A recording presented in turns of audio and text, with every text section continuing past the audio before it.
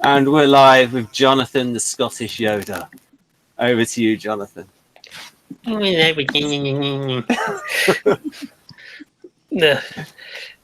Right, so so we're talking about type 6s and across the Myers-Briggs stuff from the Keirsey tenements, blah blah. So I didn't know I was going to start. I thought it was conversation. Okay, let's talk about. We have some new people here. Well, actually, one new person. We have Janae. Yes. We have Amanda, who is a newish person in the last month or so. Ish, yes. And Shannon. Oh, yes. So 6s and how they vary by Keirsey temperament, and then we'll go a little bit more into type. And then also Jonathan's going to come up with an idea of certain tritypes in relation to the Keirsey temperament. So, like, he thinks that, say, for example, an SJ6 is like to be such and such tritypes, but not other ones. That kind of thing. So we have Elena, an NF6, NIFX, IEI, INFJ preferences, diplomatic contender. We have Janae, also an NF. No, she's not. Oh, yes, she is. Yes, she's NF6. Yes. INFJ, yes. INFJ as well. We have Shannon, an SP6, as in an artisan 6. I'll say artisan 6. And Laura Miller can't make it. She would have been the NT6. Yeah, and just so I don't forget. I thought she was ISTJ now. I thought she'd say that. No. Okay. Okay, I'll just mention it now about Laura so that I don't forget, because she is a good case study because we recently conversed a lot about it, about how you've got the Enneagram 6 traits, and she's self-pres Enneagram 6, or resembles that type pattern, and she was trying to, and because of that, she thought she was, could she possibly resemble SEI, ISFJ? And she was deciding between that and INTP. And it did come back to that crucial thing of when she's at work and she's being watched, she's going to do it standard operating procedure the way it should be done, because she doesn't want to get fired, doesn't want to get in trouble. But when she's working on something on her own, she does it her own way. She's utilitarian. And that's your difference, because guardians want to do it the proper way, the safe way, all the while. Or at least that's their preference. And so that's the distinction between the two. And also the kind of thing she's in other little details, but that's the main thing for telling the difference between guardian and an NT6. Any thoughts on that, Jonathan? Yeah, that's all but quite accurate.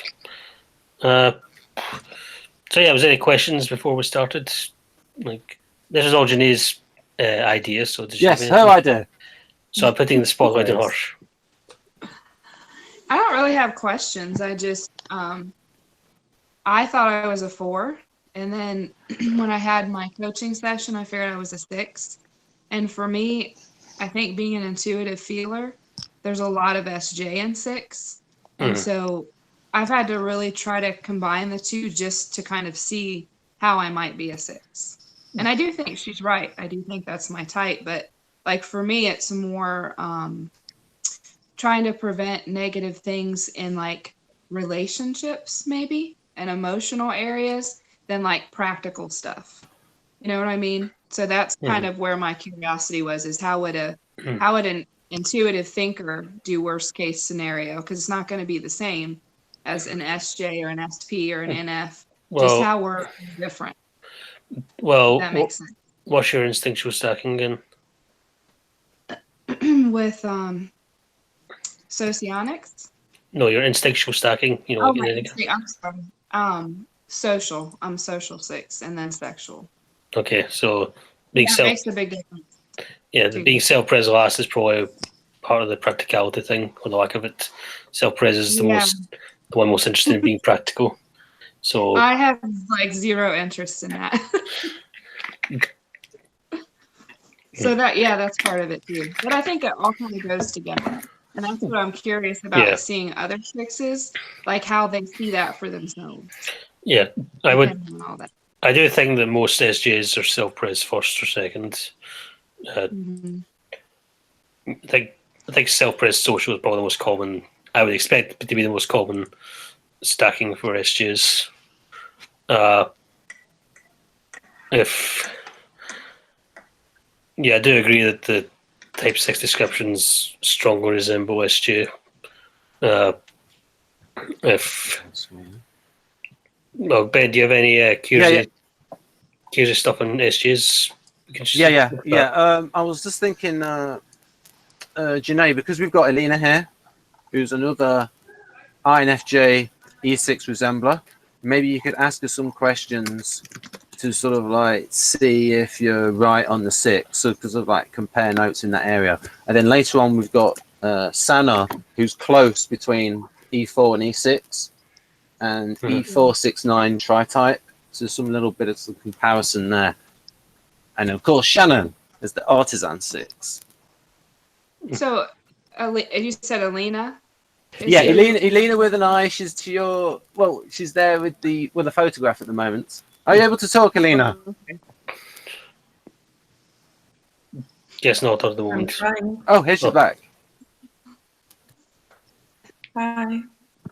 Right. All right. So yeah. What was I going to say? So this is for comparing to see if there are similarities between the NF6s, because we've got 2 here. Yeah. Right. Well. Elena, what's your instinct? Okay. Some people need to be muted. Amanda needs to be. I'm not. Look, my hands are here. Yeah, she's not tapping. No. I'm saying Amanda needs to mute Sanna because Sanna's the one making the noises. And I'm being the bossy one now. Whoa, Sorry. you're telling me to mute someone. Yes, I'm telling you to mute Sanna. I can mute her. There you go. Okay. I don't think it worked. There you go. I did. Maybe. Sorry You're for like my making a Stratiovskaya quadra of closed mouths joke here. What? You're forcing me to shut this person up? Right. So It because I think that's right, Jonathan, to show something on Keirsey rather than to show something of Enneagram, because the people watching this are Enneagram folks and they've seen these graphics before. So yeah, I'll go to that. Right. So the main thing is, I say a lot of type sets descriptions. They're not just about SJs. They're like Amanda needs to be muted.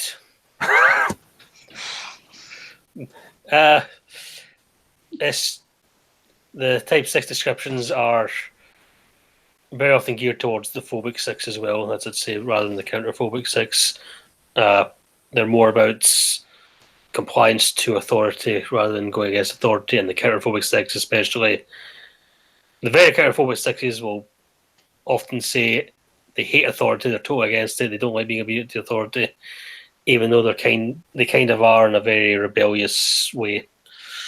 Yeah, so a stereotype for the counterphobic 6 would be someone who's raised in, say, a very conservative environment and then rebels and joins something very left-wing or whatever, or sometimes it's the opposite. And the counterphobic 6s will say they're against authority, but if you look closely, you can see they're kind of dependent on what they're rebelling against.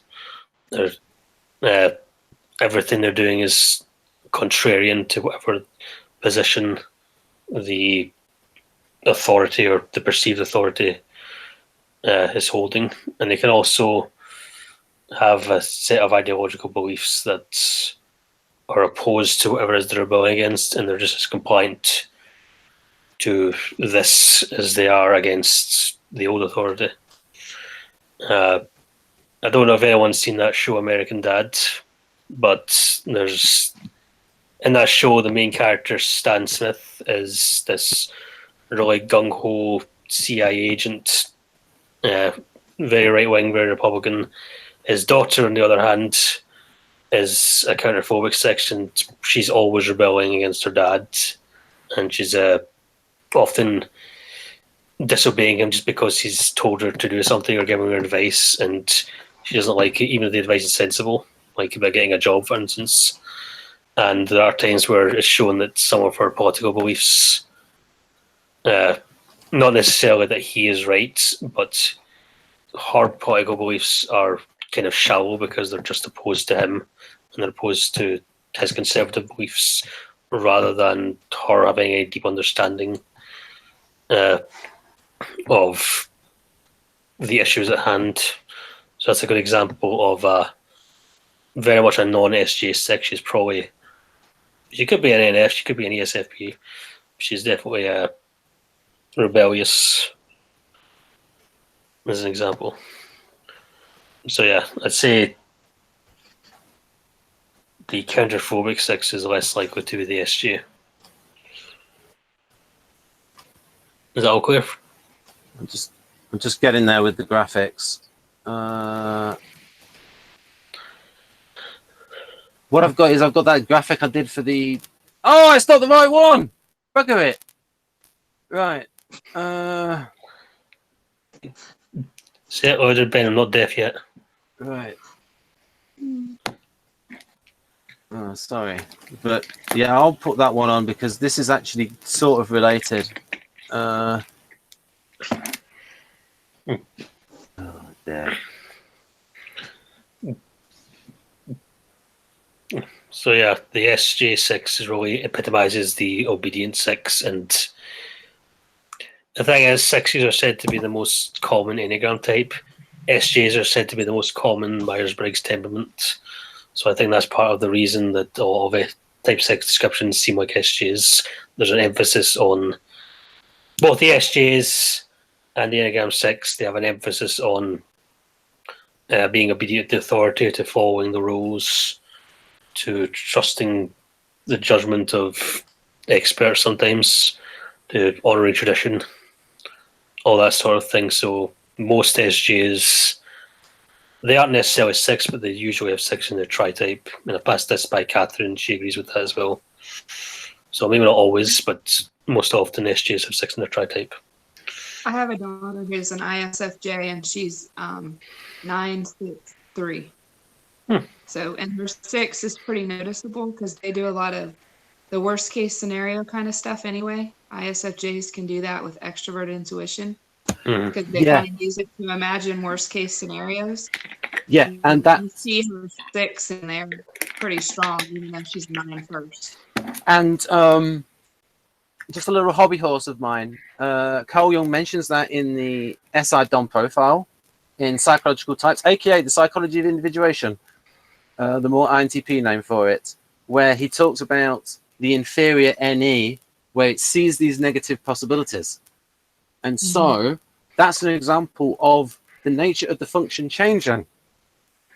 Whereas in socionics, Victor would see NE always associated with risk. So, but there's an example of it changing. And so, in other words, it's consistent with the Keirsey temperament by having that sort of lower valued NE, which sees more negative things rather than positive things. Well, this is where it gets tricky though, because type 6 is the Enneagram type that seems most likely to be any Myers-Briggs type.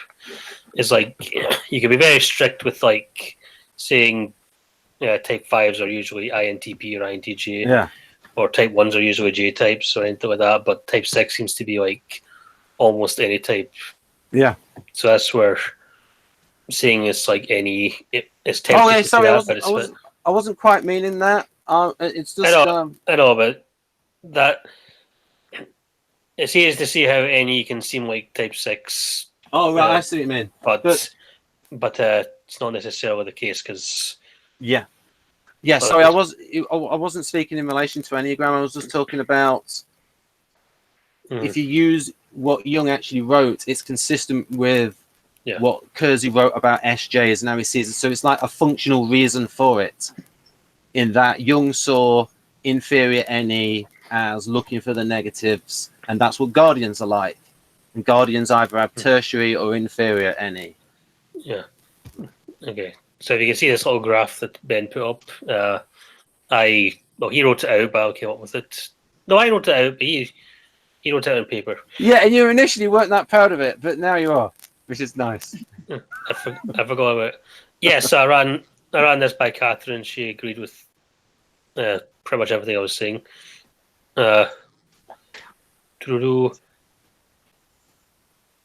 So yeah, that's a pretty brief description. But you could mention that though. It seems to be more any type. There's some more likely than others. So which ones do you think are more likely than others? well, as I said, SJs are the most likely to have 6 in their Tritype.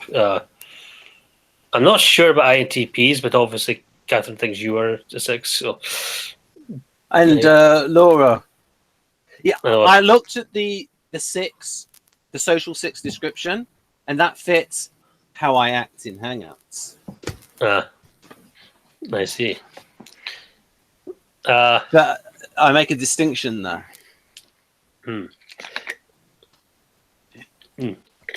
What Enneagram type do you think you are, though? I think I resemble 741. Whereas I think he resembles 514 or 541. So Well, do you think you have swing? I resemble 541. who's saying that? Oh, Amanda. Yeah. Oh, yeah, Amanda's saying that. So Yes. Amanda, which type do you think? Now that we've derailed this hangout for a moment, Amanda, which type do you think I resemble? 5, 6, or 7? Oh, gee, I'd have to put more thought into that. Typical Okay. 5 response. Yeah. 5. I haven't thought about it. Let me get back to that.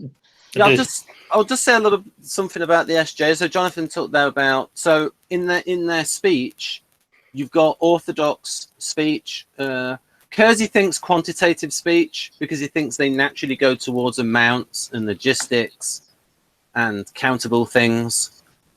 He thinks that the artisans are more interested in the qualities of things. There's that pretty broad generalization, but one of the things he noticed that I found fascinating because it connected with function theory, cognitive dynamics, as Linda Bones calls it, and that is he talked about the associative speech of Guardians.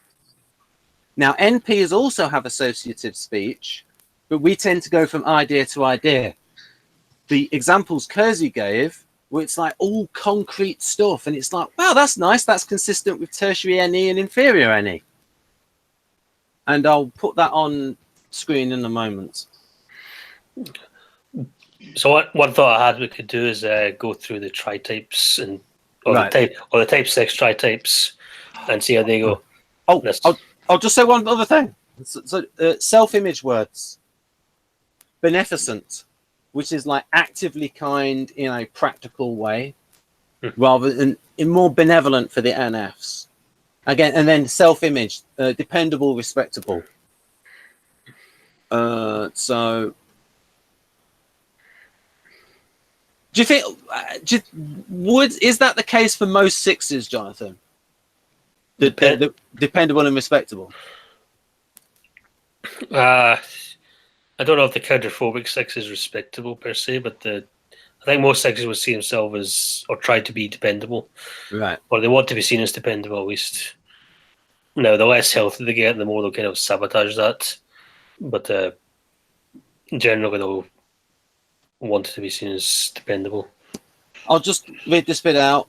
So this is my nostalgic, quirky, but conventional, by the book, comfortable pace, hard workers who will tell you about their medical problems and bring up health and safety, especially re-endangered to kids. ESFJ can go Mama Grizzly on you.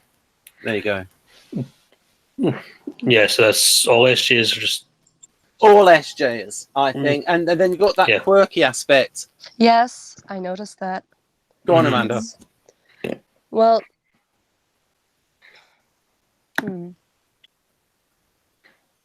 no, I just noticed it, that's all. Yeah, okay, because I think it'd be good to like talk about some observations. So, Janae, what have you noticed about your daughter that sort of fits the Guardian profile? Oh, she's like very textbook Guardian. She has a quirky, like my husband's an INFP and my daughter's the ISFJ, and when she does show her sense of humor, it matches really well with his because they have this kind of abstract, quirky, goofy humor. Like she'll come out of her room and like just be doing this weird pose and face and like walk around the house to entertain herself. Like it's very quirky, silly, abstract kind of humor. Or like, and it's her stepdad. And so like right away, even when she was a little girl, they like clicked on it right away because they both have a kind of quirky, I'd call it abstract sense of humor. Like, I don't know, like we like Monty Python skits or like my husband likes the Mighty Boosh or things like that, Right. kind of quirky humor. That's very And, the Mighty Boosh, yeah, and I like it too, but I'm not as likely as they are to just like randomly start having, talking in a silly voice or doing things like that where they'll just like do that through the day. But other than that, she's like very, other than her sense of humor, she's a very dependable person. Like she just got her first job. She's 17. And she already read like the whole handbook for Starbucks of what she's supposed to do. Like before her first day, she had read all 80 pages of that. She had questions about it. She's very like practical for a 17-year-old. She'll be a manager in no time. Yeah. Oh, she would. She could manage in no time. But when she did her interview, she was so nervous because it's the first time she did it and it was unfamiliar to her that she thought she just completely wasn't going to get the job. And they said she did great. So I see that like she has a really hard time if things aren't familiar to her. And she definitely wants you to give her, with school assignments or anything, you have to give her really, really detail-oriented instruction, or she feels like she doesn't know what to do. So, like, I don't see anything in her but ISFJ, and she's a 9, so she doesn't like conflict. She's very good at creating harmony. She literally gets along with every person that she meets. I've never met anybody that did not like her. And when she was a little girl, if the kids were playing and you wanted to know what really happened, you could ask her and she would give you a very honest assessment of things. Like you could put her in charge even from the time she was a really little girl. So I guess to me that all seems very ISFJ. Right. Yeah, go on, Amanda. I have 2 SJs in my life, and I'll be quick. One of them is an ISTJ, and the other an ISFJ. And with the ISTJ, he is a very textbook Keirsey ISTJ. He works in a machine shop. Is a engineer technician, so he actually builds the things that the engineers design. And I wanted to call in the quirky aspect for him as well, because it's easier to do with the ISFJs. They are silly like that. But he has, I think, a self-concept or a self-image that is partially shaped around being quirky, and that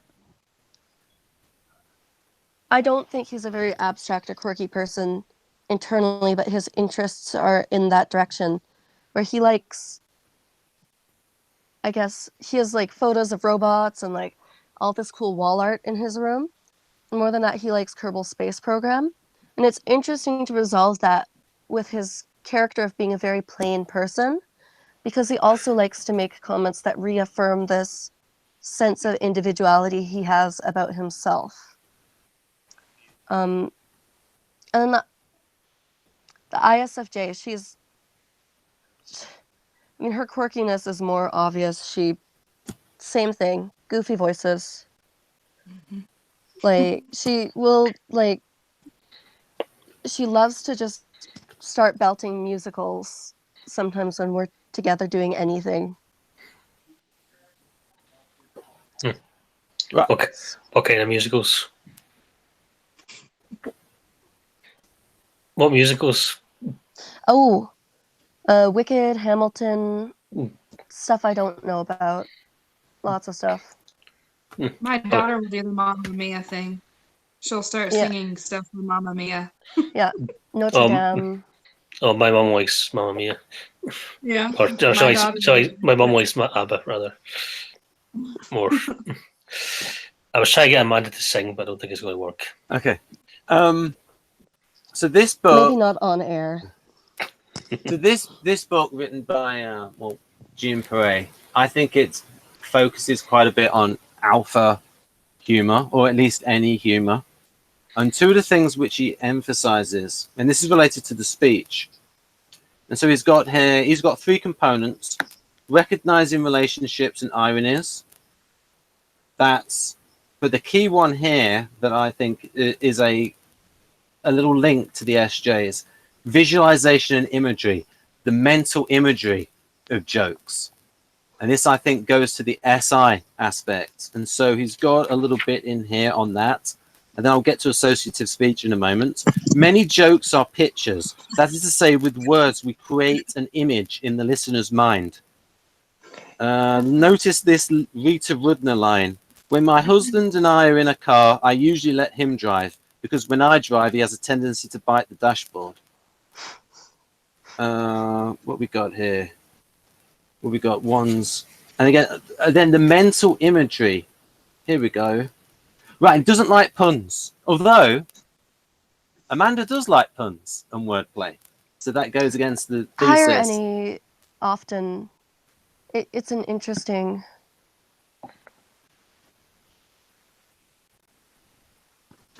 I have an ENTP friend who loves puns, actually multiple, which seems suitable for some reason. But they like the timing of things, so it'll often be more subtle than... I anticipate bad puns and bad humor for the express reason that it makes others groan. So it's a bit of a different relationship than actually liking the puns themselves. I like the reaction.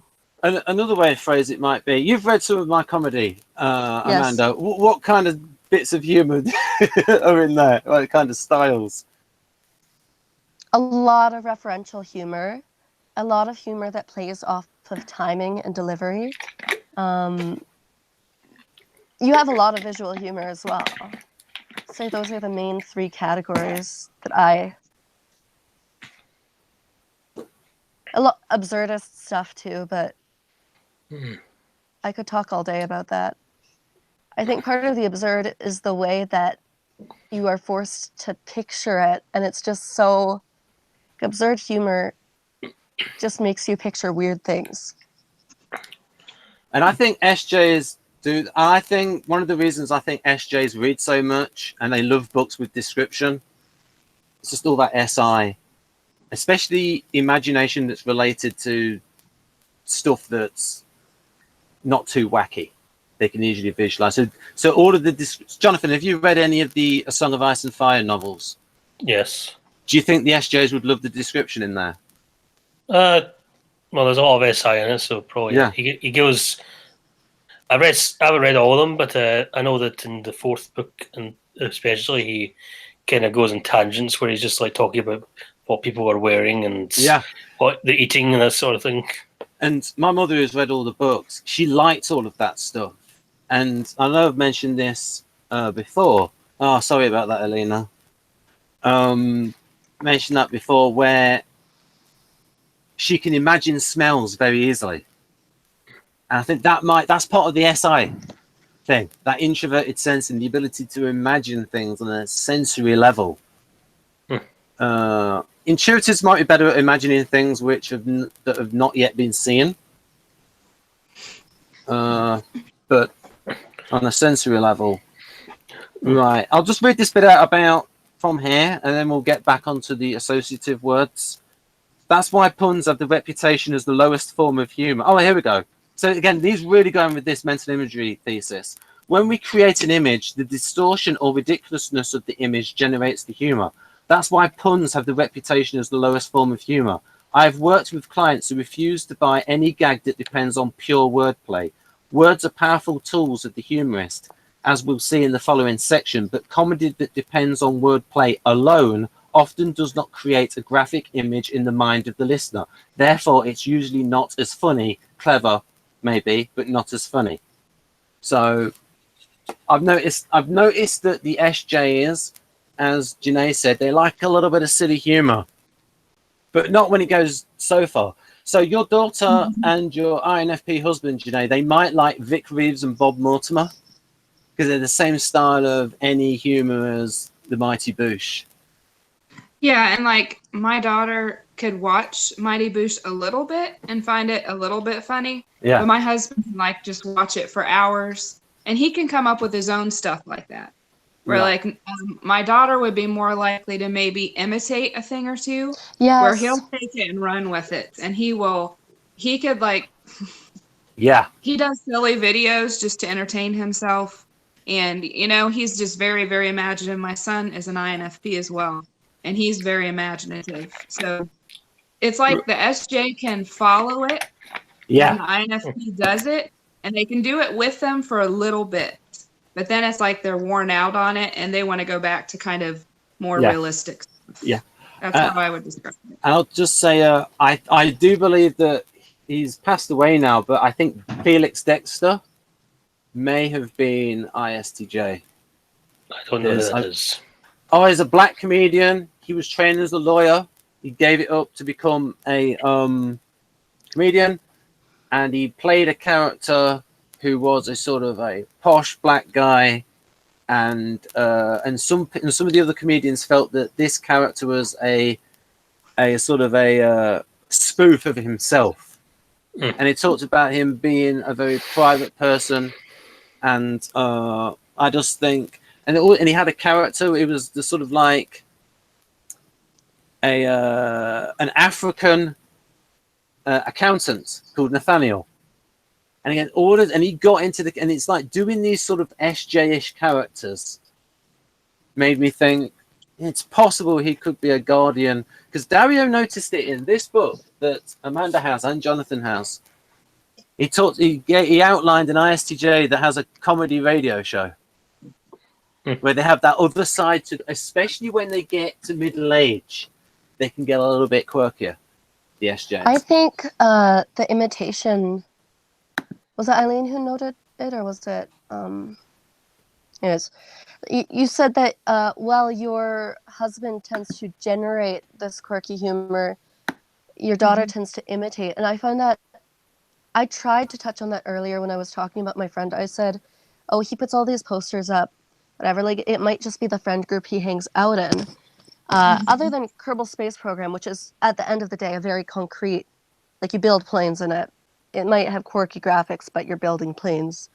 The other stuff that he's into, well, he's been very close friends with an ENFP, so his dual type,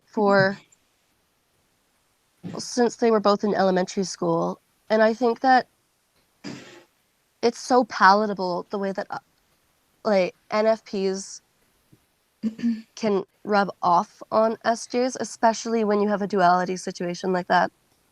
I wondered really how influential.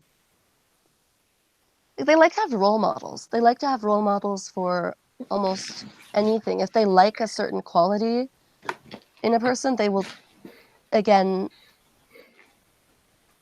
be likely to emulate that. I've seen that too, because I have almost my whole family is almost all SJs that I grew up with. I have 5 brothers and sisters, and almost all of them are SJs. And like my younger sister's an ISTJ. She actually really likes to hang out with intuitives because she finds intuition interesting and the theories and the thoughts, but she's not going to come up with them on her own. You know what I mean? But she likes to be around that kind of thinking. But she's not necessarily thinking that way on her own. She has to be around it to pick up on it. Does that make sense?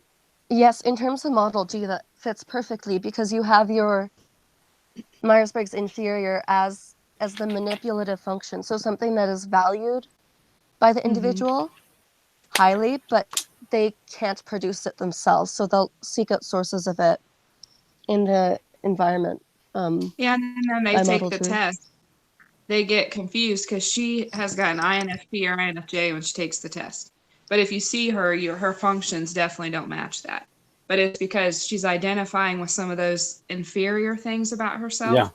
and she likes to be around people like that. So if you don't learn the cognitive functions, you'll be really mistyped on those tests, because a lot of people go with their inferior functions because that's what they identify with Right, sometimes. so Berens Nardi called the inferior function the aspirational function. Yes. So I got this guy on screen. This is Yuri Gatan. I think is an STJ, and so this is just an idea of how he gets a bit quirky. I did a video with Haley on this. Amanda wasn't able to make it, and we went through. I did a whole video on Yuri Gatan. So he's a bit of a comedy SJ. Again, it's just funny. This one's for me. And then he goes here. Like, this is where the quirky side comes out. Train operators should be beautiful. And then it talks about going to have a party. And then this is where the NE comes out. Then you need a stripper. We'll call you. I think you have the wrong page up. Have I have the wrong? I think if I have the right one up, it should say RT on it. Unless you clicked on the other one. I've got two. I'm sharing on two screens. Oh yes, okay. Okay. Can I say something before I explain? Go on, Sanna, and I'll continue the NE in a Absolutely. moment. Thank you. I thought this hangout was going to be about how Sixes. Enneagram 6 differs I knew depending on Keirsey I knew temperament. However, I was going to say you that. guys, you're talking about at least Yeah. about 4 different systems now, and you're talking about duality and MBTI in the same sentence, and it's driving me nuts. I'm just saying. Can we stick with Keirsey, please? Yeah, I'll just. Okay. Yeah, we've got. Yeah, we'll stick to. But again, this was so about the quirky NE in SJs, and so again here, I'll dress up in latex and dance for you. I'm I'm a handsome man. And then he sort of pulls it back. I charge only $300 to $400. And then she offers him some money. I wouldn't even put my shoes on for $3. So yeah, this guy, and then he goes back to normal. Like, liberal management methods are usually ineffective. So this is getting your guardian, especially STG mindset. You have to motivate a person. You can't just talk them into working. You have to force them. How? You need to be tough and strict, and not everyone likes it. Usually people aren't too happy when you demand things from them. They say nasty things behind your back, although they smile when you meet them. And there's Jonathan. You referred to that in another video, Jonathan. Can you see yourself on screen? Yes. Right, there we go. Okay, now we're going to get to the word usage, and then we'll get... I just think this is very good stuff for... So we'll just go through this, and then we'll get back on track. So, do you want to read this out, Amanda? Not particularly. I'll read it out then. Okay, it's just that it's small on mobile. Okay. I can read it out. If the proper screen will come up.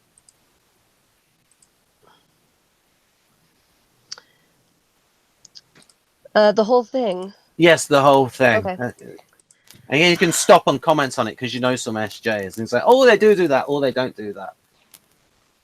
On topics that interest them, guardians are able to store an enormous fund of facts, which they will call up and again, freely associate in conversation. They can remember people's names, birthdays, the names of their friends' parents and children, how those children are doing at school, who their relatives' friends are, who's gotten what job, who's recently been born or has died, when and of what, the date, time, and location of family, social, or civic events, and so on. One bit of information easily calling forth another. The associative flow of words of guardians is quite different from the intuitive flow of words of idealists. Guardian speech is coherent in the associative sense, which means they move from one topic to another associatively rather than deductively as do rationals, or intuitively as do idealists, or consonantly as do artisans. When guardians remember something, however distant or unrelated to the current topic, they mention it, and often this gets others to recall something else, who then mention that. And so the conversation goes from topic to topic by contiguity rather than implication, like a row of dominoes, each toppling the next. Such conversations are interesting to all who participate, since they are speaking of what is uppermost in consciousness at the time and pertinent to their own lives. But no single topic is pursued at length, and issues of surface are rarely settled. Guardians are very good at this sort of small talk, something their agenda opposites, the rationals, are not very good at, which puts the Guardians solidly in their social driver's seat and the rationals in the back seat in ordinary face-to-face pastimes. No. Sorry, no more.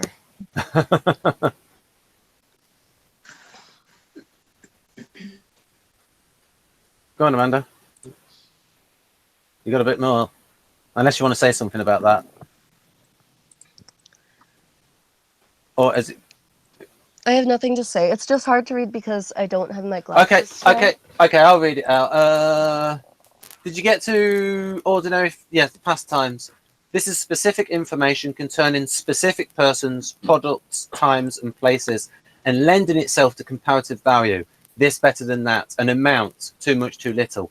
It is the storing, retrieval, and effortless association of such data that makes Guardians quite comfortable in and adept at concrete word usage, that is specific word reference. Although it is not difficult to distinguish artisan, rational, and idealist fiction writers from each other, it is very difficult to identify Guardian fiction writers. Their manner of writing is, like their character, hard to define, because they have semblances of distinguishing characteristics of fiction wrought by artisans, rationals, and idealists. It may be said that as fiction writers, they achieve Aristotle's golden mean. Trouble is, their novels are boring for most readers, only professors of literature willing to grind through their stuff. I suspect that British novelists such as Anthony Trollope and Thomas Hardy were Guardians, but I haven't enough time to examine their stories for evidence. I don't think that's fair as far as novels go. I think some good novels have been issued. I think a very famous one would be John Grisham. You ever read his stuff? He's full of a lot of SI. I think he's ESTJ. But anyway, that's a good way to segue into something else, because we're basically doing the exact opposite of what we're doing. But I'll just ask you, Jonathan, though, what was written there and about their associative speech? Have you noticed that with your SJ parents? I wasn't paying attention, Ben. I was waiting you to just... heck. Amanda, have you noticed that? And no, Janae, have you noticed that with your daughter? Does she do that associative speech on a concrete level? Yeah, and I have, like I said, my stepmom's an ISFJ, my dad's an ISTJ. I have a sister that's an ISTJ. So, like, growing up, that's pretty much how everybody always talked. Like, that sounds just like my stepmom. Because when I go to be around her, she tells me every time I visit back in Ohio about all the people we know, their kids, their health especially. And, you know, that's just what she talks about all the time, those kinds of things. And in that way. So, yeah, it's very familiar. Okay, but how about you get up the NFs? We can go through the NF You want language. the NF? Okay. You want the NF language? Okay. You can see how that goes with 6. Okay. Right. Word usage, NFs. Now, what he does is he demystifies the intuition and calls it induction. Ben, I think your camera's fallen. My camera's... Oh, no, it's a wire. Idealist words and tools. Right. Technical problems. I'll just get over there. Oh, it's just a little bit slow. Right. Well, since we were talking about him earlier, you asked about the Song of Ice and Fire. George R.R. Martin is usually typed as INFP, and I agree with that. Oh. Yeah, if you listen to interviews, he's firstly in the books. He's very, very strong FI as far as getting in the head of characters and showing things from a character's perspective. And he also talks about his methods for writing his method for writing characters is he goes inside himself and imagines what would it be like if I was in this or that position. He's trying to No. Not just if I was in that position. Or if I was that person. Yes, if you were that person. That's what I meant. Yeah, that's what I meant. Yeah, so I do that as well. So that's how he does it. And there are, I know at least one type coach, or I've heard of at least one type coach who's actually met him, and her brother's his former writing assistant. So Yeah, there's all reason to think he's an INFP. He's also a good example of, if so, he has a good example of an INFP who has 6 in the Tritype, as most INFPs do. And I think if you look at a lot of fantasy writers, and a lot of writers in general have 6 in their Tritype, or are 6s. It's very common. But fantasy writers, a lot of fantasy writers who are 6s as well, and they'll often be NFs and NTs. And what I've noticed, because I do read fantasy, is that the ones I think are 6, there's a kind of a sense of shame about.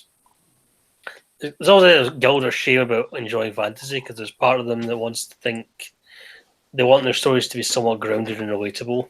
They always want something in their work to connect to the real world, and their stories often, all their stories can start off quite light, or maybe not light, but they'll get darker over time. Things will get more intense. You do see that with George R. R. Martin, where it's a very gritty sort of world. He's trying to inform us about how,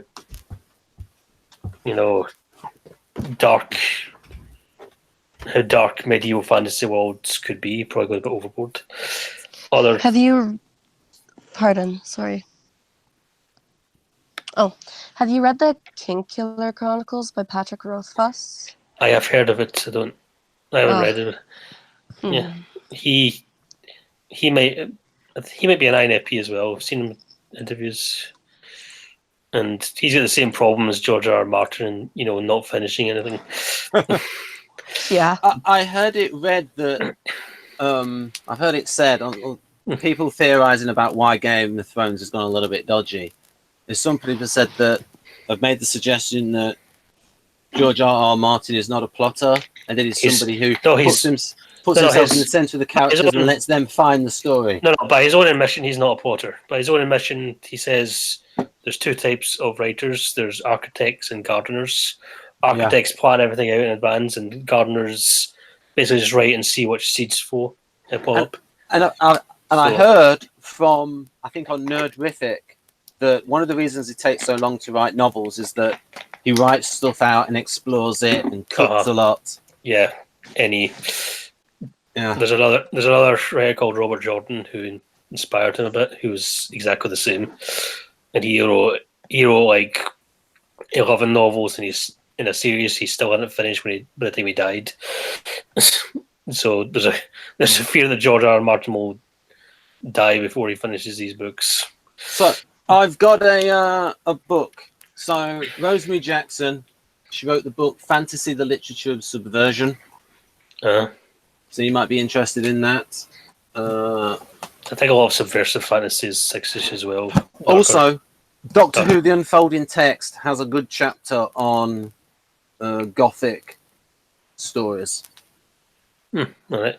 Yeah. Well, anyway, my point was that NFs who are into fantasy, NFs who are 6s or 6 in their Tritype, who are into fantasy,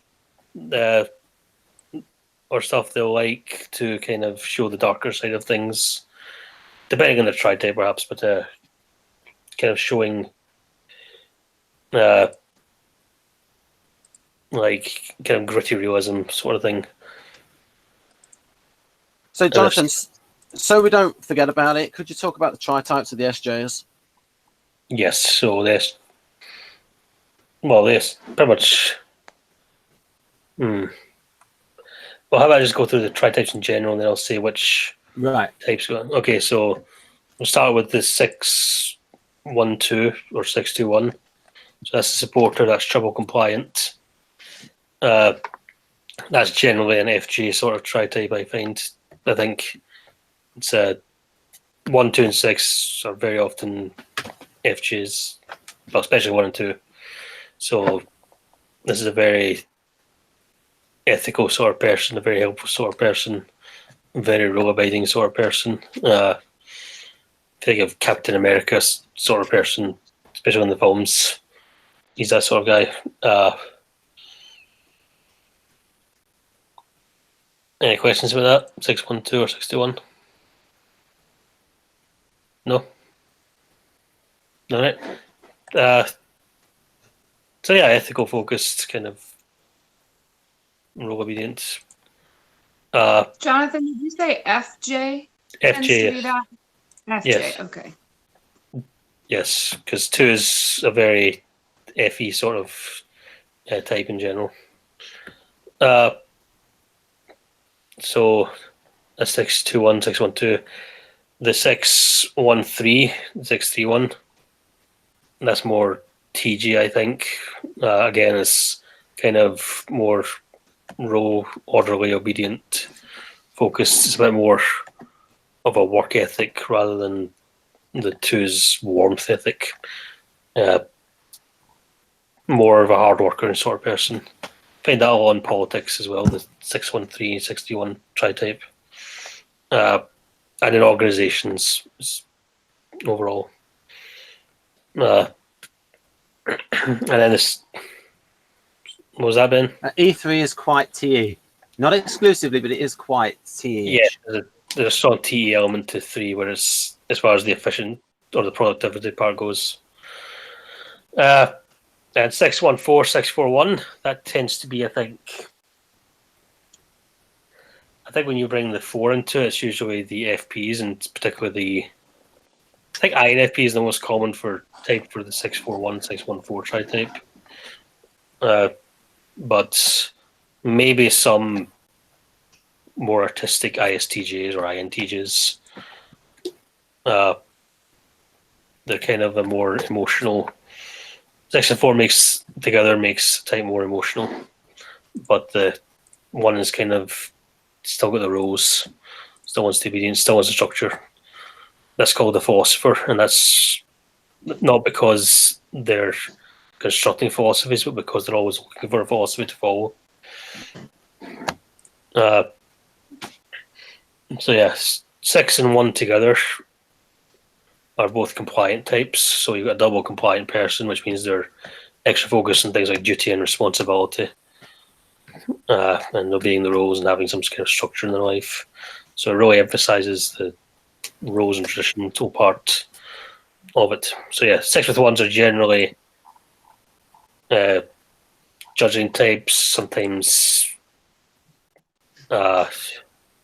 INFPs and maybe INTPs, but generally INFPs, I think, and some INTJs. So then you've got the 6s with 9. So 6 with 9 is more adaptive. 6 and 9s, they're both adaptive types, so they both adapt to those around them or to the environment. They kind of lose a sense of their own self a bit, especially if the social's there. More a sense of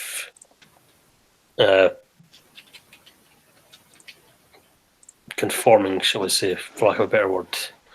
This tends to be a bit more of a phobic 6 as well. They're very emphasizes the peace-oriented side of things. 629, 692 is more. That's a good Samaritan again. It's more of an FJ. So a Tritype, also kind of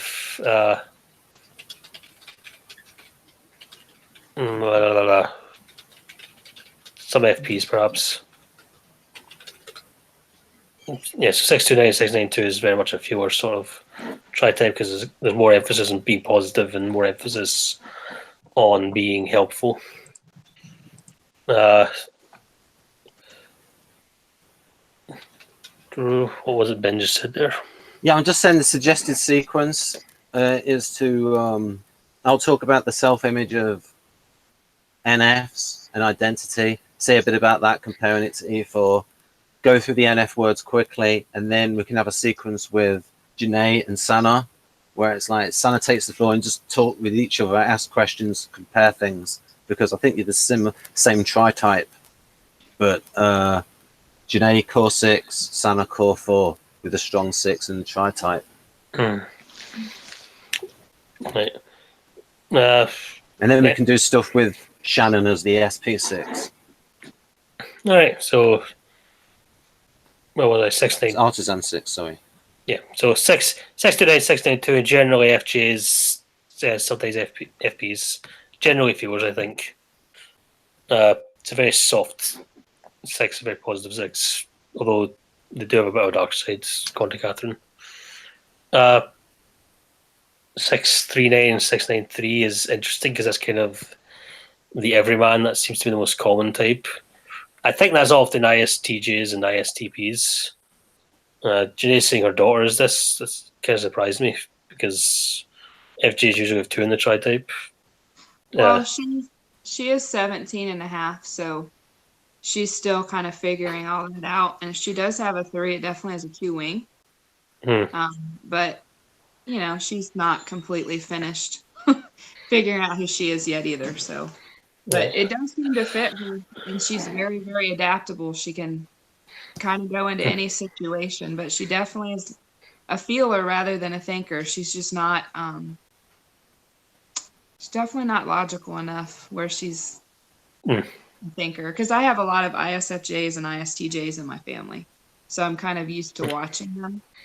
But it could change as she gets older. Maybe she'll relate more to 2. Yeah.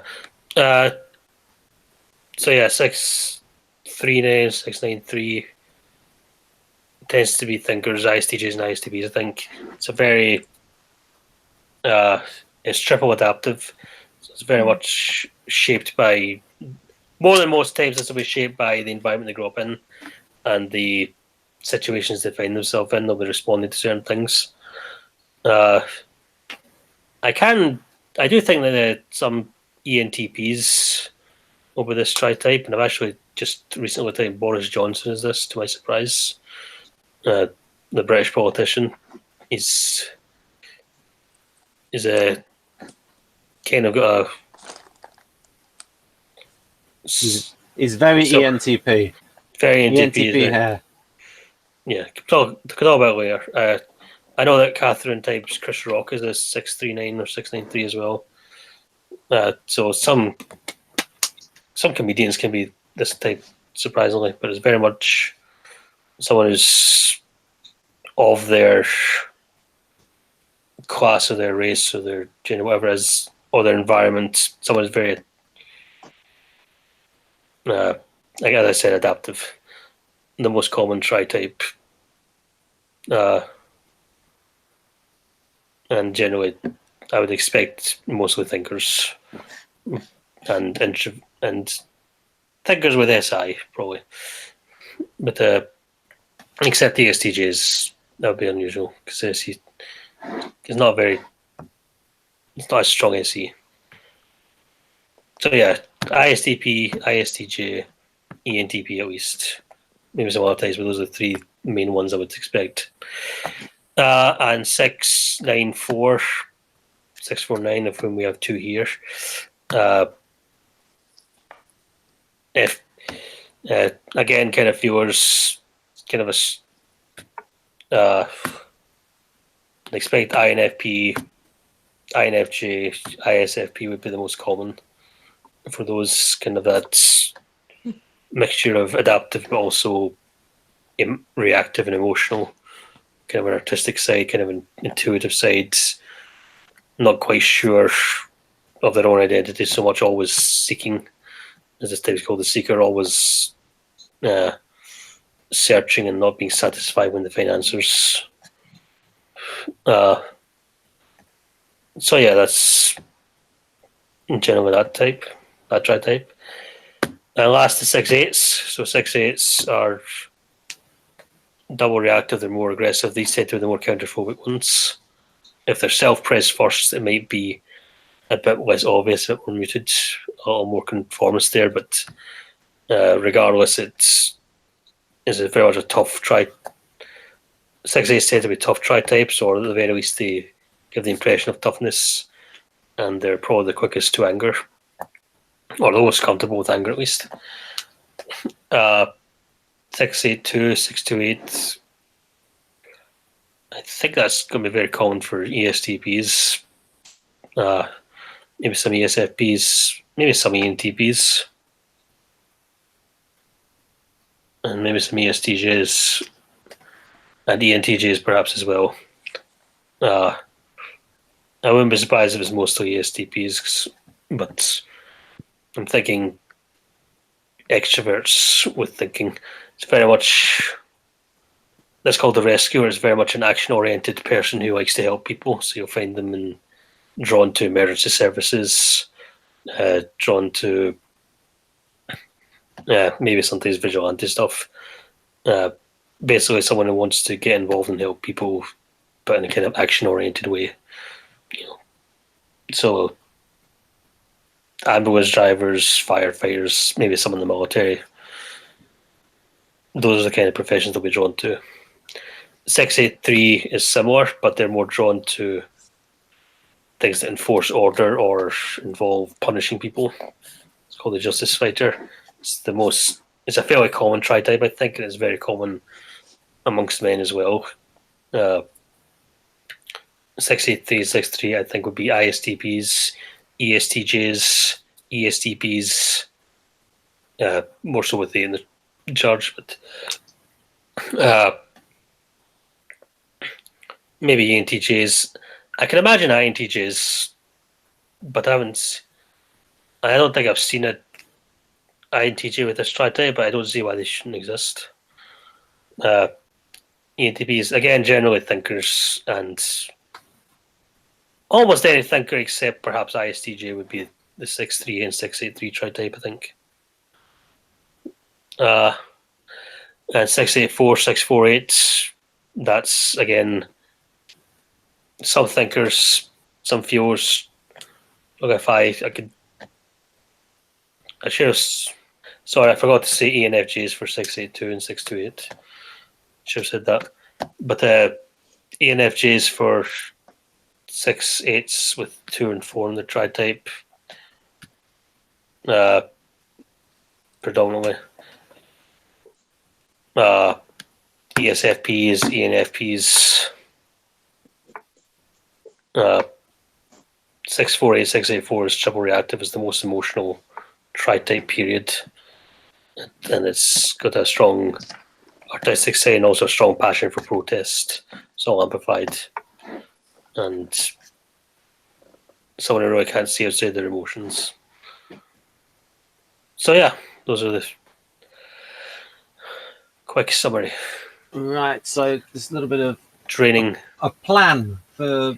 So yeah, the self-image. I'll get Jonathan's thoughts on this for the NFs, and so the self-image, who's got them as authentic, benevolent, empathic. Is that fair enough, Jonathan? For what? For NFs. Yes. Is that fair enough, Sanna? Hang on, let me, Authentic. Authentic, benevolent, empathic. By the way, does anyone have any Yeah, thought? I'm not sharing it on It's fair. screen. Right. Janae, do you think that's fair? Authentic, benevolent, empathic? For NFs in Yeah. general. Yeah. Yeah. And so, because this is where and so identity. I think Sanna very much related to this when I showed her the bit from the Keirsey on chapter on idealists, where all NFs have a search for identity. But okay, you're nodding there, Janae. So this would be interesting for you to come in, where you don't relate to, but you got 4 in the Tritype. So what is that like for you? That search for identity.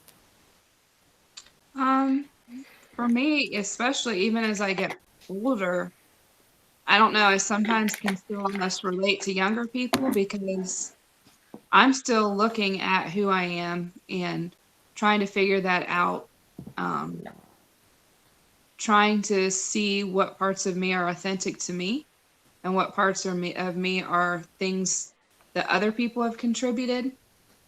And that's like probably one of the most important things to me in general in life is to try to understand myself better, because I feel like if you understand yourself better, you can help other people understand themselves better. And that's like a big thing for me that I like to do, is try to help other people kind of connect with who they authentically are instead of maybe things they've been through or influence of other people in their lives. I guess that's the best way I can explain it, maybe. By the way, does anyone have any comments or questions about what all that Tritype stuff I was saying? Because otherwise I feel like I've just wasted my breath. Well, we can actually cut it out, Jonathan, and like have it as a separate video. I don't know if you Where'd it could go? because there was a bit of interruption in the middle. No, I'll be all right. I'll download the video. Go on. Hey, that was very worthwhile, Jonathan. I actually took Yeah. notes on everything you said. I love the tri-types. Just So thought yeah, I'd it'd be throw that in good there. to you Thank to you. come in. Shannon, I've got a comment for you. So you relate to ISFP. How important is identity to you? Because I'm wondering how the function of FI comes in. I think it's very important to me. That's why I'm into typology. I'm trying to figure out what is my type. It's so important that I put a lot of time into it. So yeah, I think it's pretty important. This is interesting because Sanna, this is a thing for you. You're very much into knowing your type and have other people see you. So you get to talk about that. Sanna, the floor is yours for the next 15 minutes. Oh, great. What do you want to know? Well, if you talk about your quest for identity and you being peeved by people mistyping you in Socionics, and then if you could have some interaction with Janae, because you've hardly spoken so far in this hangout, which is my fault, but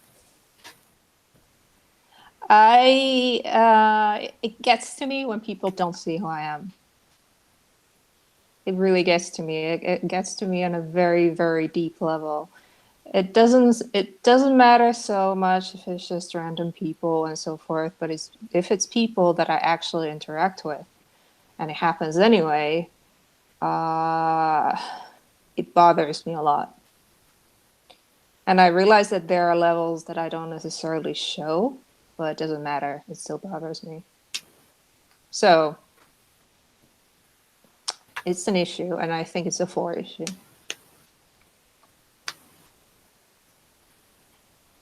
What else? have you got any questions for Janae? Because I thought you could have some interaction that was like your Facebook interaction. Yeah, we actually had quite a long discussion regarding our Tritype, because she's 6'9", and I'm probably 4'6'9". It seemed like most of our, like 90% of our experience was the same, but then we had very small differences, in particular when it comes to the security needs of 6, which seem to go somewhat deeper for her than they do for me. But I mean, it was a very long conversation. Do you want to know about something specific? It was a good one, though, I thought. I mean, it was very, I never spoke to someone with the same Tritype at that level before. So it was fun. Do you have any friends in real life who are the same Tritype as you, Sanna? I don't think so. Because I live with 2 4'6'9", and I have a really close friend who's an ISFP who's a 4'6'9". So when you're around people of that same Tritype, like you do have those really deep conversations like that, where they can understand what you're saying, and it doesn't matter which one is first, it seems, in the Tritype. Or like there's 2 INFPs, 1 INFJ, 1 ISFP, and we're all that Tritype. And that whole thing about identity and being triggered by when other people do not see you clearly, we all deal with that. And all of us are 6s first, actually, all 4 of us. But it's interesting to me and that's why I thought I was a 4, because that's one of the biggest things that can kind of disrupt my world is if somebody that I care about, especially, or really for me, even people I'm kind of newly getting to know, if they just completely don't understand my identity, and I've even tried to explain it, and they want to see it a certain way, it really is very upsetting to me. It's very hard for me to just stop thinking about that and not like have it keep me up at night thinking about it. And try to change it, I suppose. I presume, because I definitely tried to change it. Try to change your perspective? No. Try to fix it. Try to make them see it. Oh yeah, definitely. Or like defend yourself, where you feel like you have to speak up and say something. Yeah, like my identity is being attacked. I need to definitely. And it feels like an attack, and it's not necessarily an attack on does. their end. It's just a misunderstanding. But inside to you, it feels like some kind of attack on who you are or how It you're does. seen by other people. Yep. Yeah, because see, I deal On a with very that deep too. level, so you can't just Yeah. Yeah, I Yep. have that same thing, and it makes it really confusing, I think, for people of that tritype to figure out which number is first. Because I think anybody that's 4, 6, 9, Yeah. it's almost like you're super touchy. That's a very touchy spot, and you don't want anybody to go Probably. there. And I've seen that because all of them are, I'm pretty sure, are 6s. I think they're typed correctly. But 6 and 4, there's a lot of stuff that overlaps there, and it makes it confusing for people. So, Janae, I'm wondering, as a self-pres last 6, what does, or is this even just social sex? I mean, So I was wondering, Janae, what does security mean for you? It's definitely not like having health insurance and the stuff they talk about that sounds SJ-ish with 6. Yeah. It's not health issues for me. It's more relationships. It's my ideas and my theories. I want absolute truth with my ideas and theories. I want certainty there. I want them to all go together. And I think the 7 wing with the 6 is a part of that too, that I don't just want one theory. I want to know several different theories, and they need to all fit. And it makes me feel more certain in my dealings with other people. If I feel like I understand myself and why I do the things I do, but I also understand everybody else and why they do the things they do, then when I'm trying to interact with people, there's a certain security for me there that, I'm doing this right. Or I'm at least having some kind of guidance outside of just myself to navigate that. Because there's a lot of chaos in relationships, just as much as, they say the world's chaotic and 6s use security and certainty to deal with that. Well, relationships can be one of the more chaotic things that you deal with. So I think for me, that's maybe the way an intuitive feeler would relate to 6 more is wanting certainty in their relationships and some kind of guidance system to help them make sure they're being maybe emotionally healthy or they're having healthy relationships. Does that kind of make sense? Somewhat. I'd say it's more stacking related rather than NF related specifically, but as far as relationships go, as far as relationships go, being social sexual relationship first. My social is very loud. When I did my session, it was noted very quickly that I was social first. And my self-pres is literally like this big. It's tiny. Do you think there's a Cal Linden? She's in the South too. I think you're in Georgia and she's in North Carolina. She's talked about the cultural overlay of the Southern culture. How do you think that affects the social thing? That's different for me, though, because I was raised in the Midwest. Right. I was raised in Ohio. I wasn't raised in the South. So I came here when I got married about 8 years ago. And there's a huge, huge difference between culture in the Midwest, Ohio, than Southern culture in Georgia. And I noticed a big difference with that when I moved. But I don't think that I deal with that as much because I wasn't raised in the South. And I'm very stubborn. So when I switch somewhere else, I'm not going to conform to the way people would expect me to be here. And in fact, I have people say all the time, "You're not from here, are you?" And I'm like, "No, I'm not." But you do have a little bit of a Southern accent, though. Do I to you? Maybe I've picked it up over the last 8 years, but not compared to if you hear a real Southern accent in Georgia, it's quite a bit more authentic than what I'm picking up. But there's a whole mindset too. Like I've heard Carol talk about that of like politeness,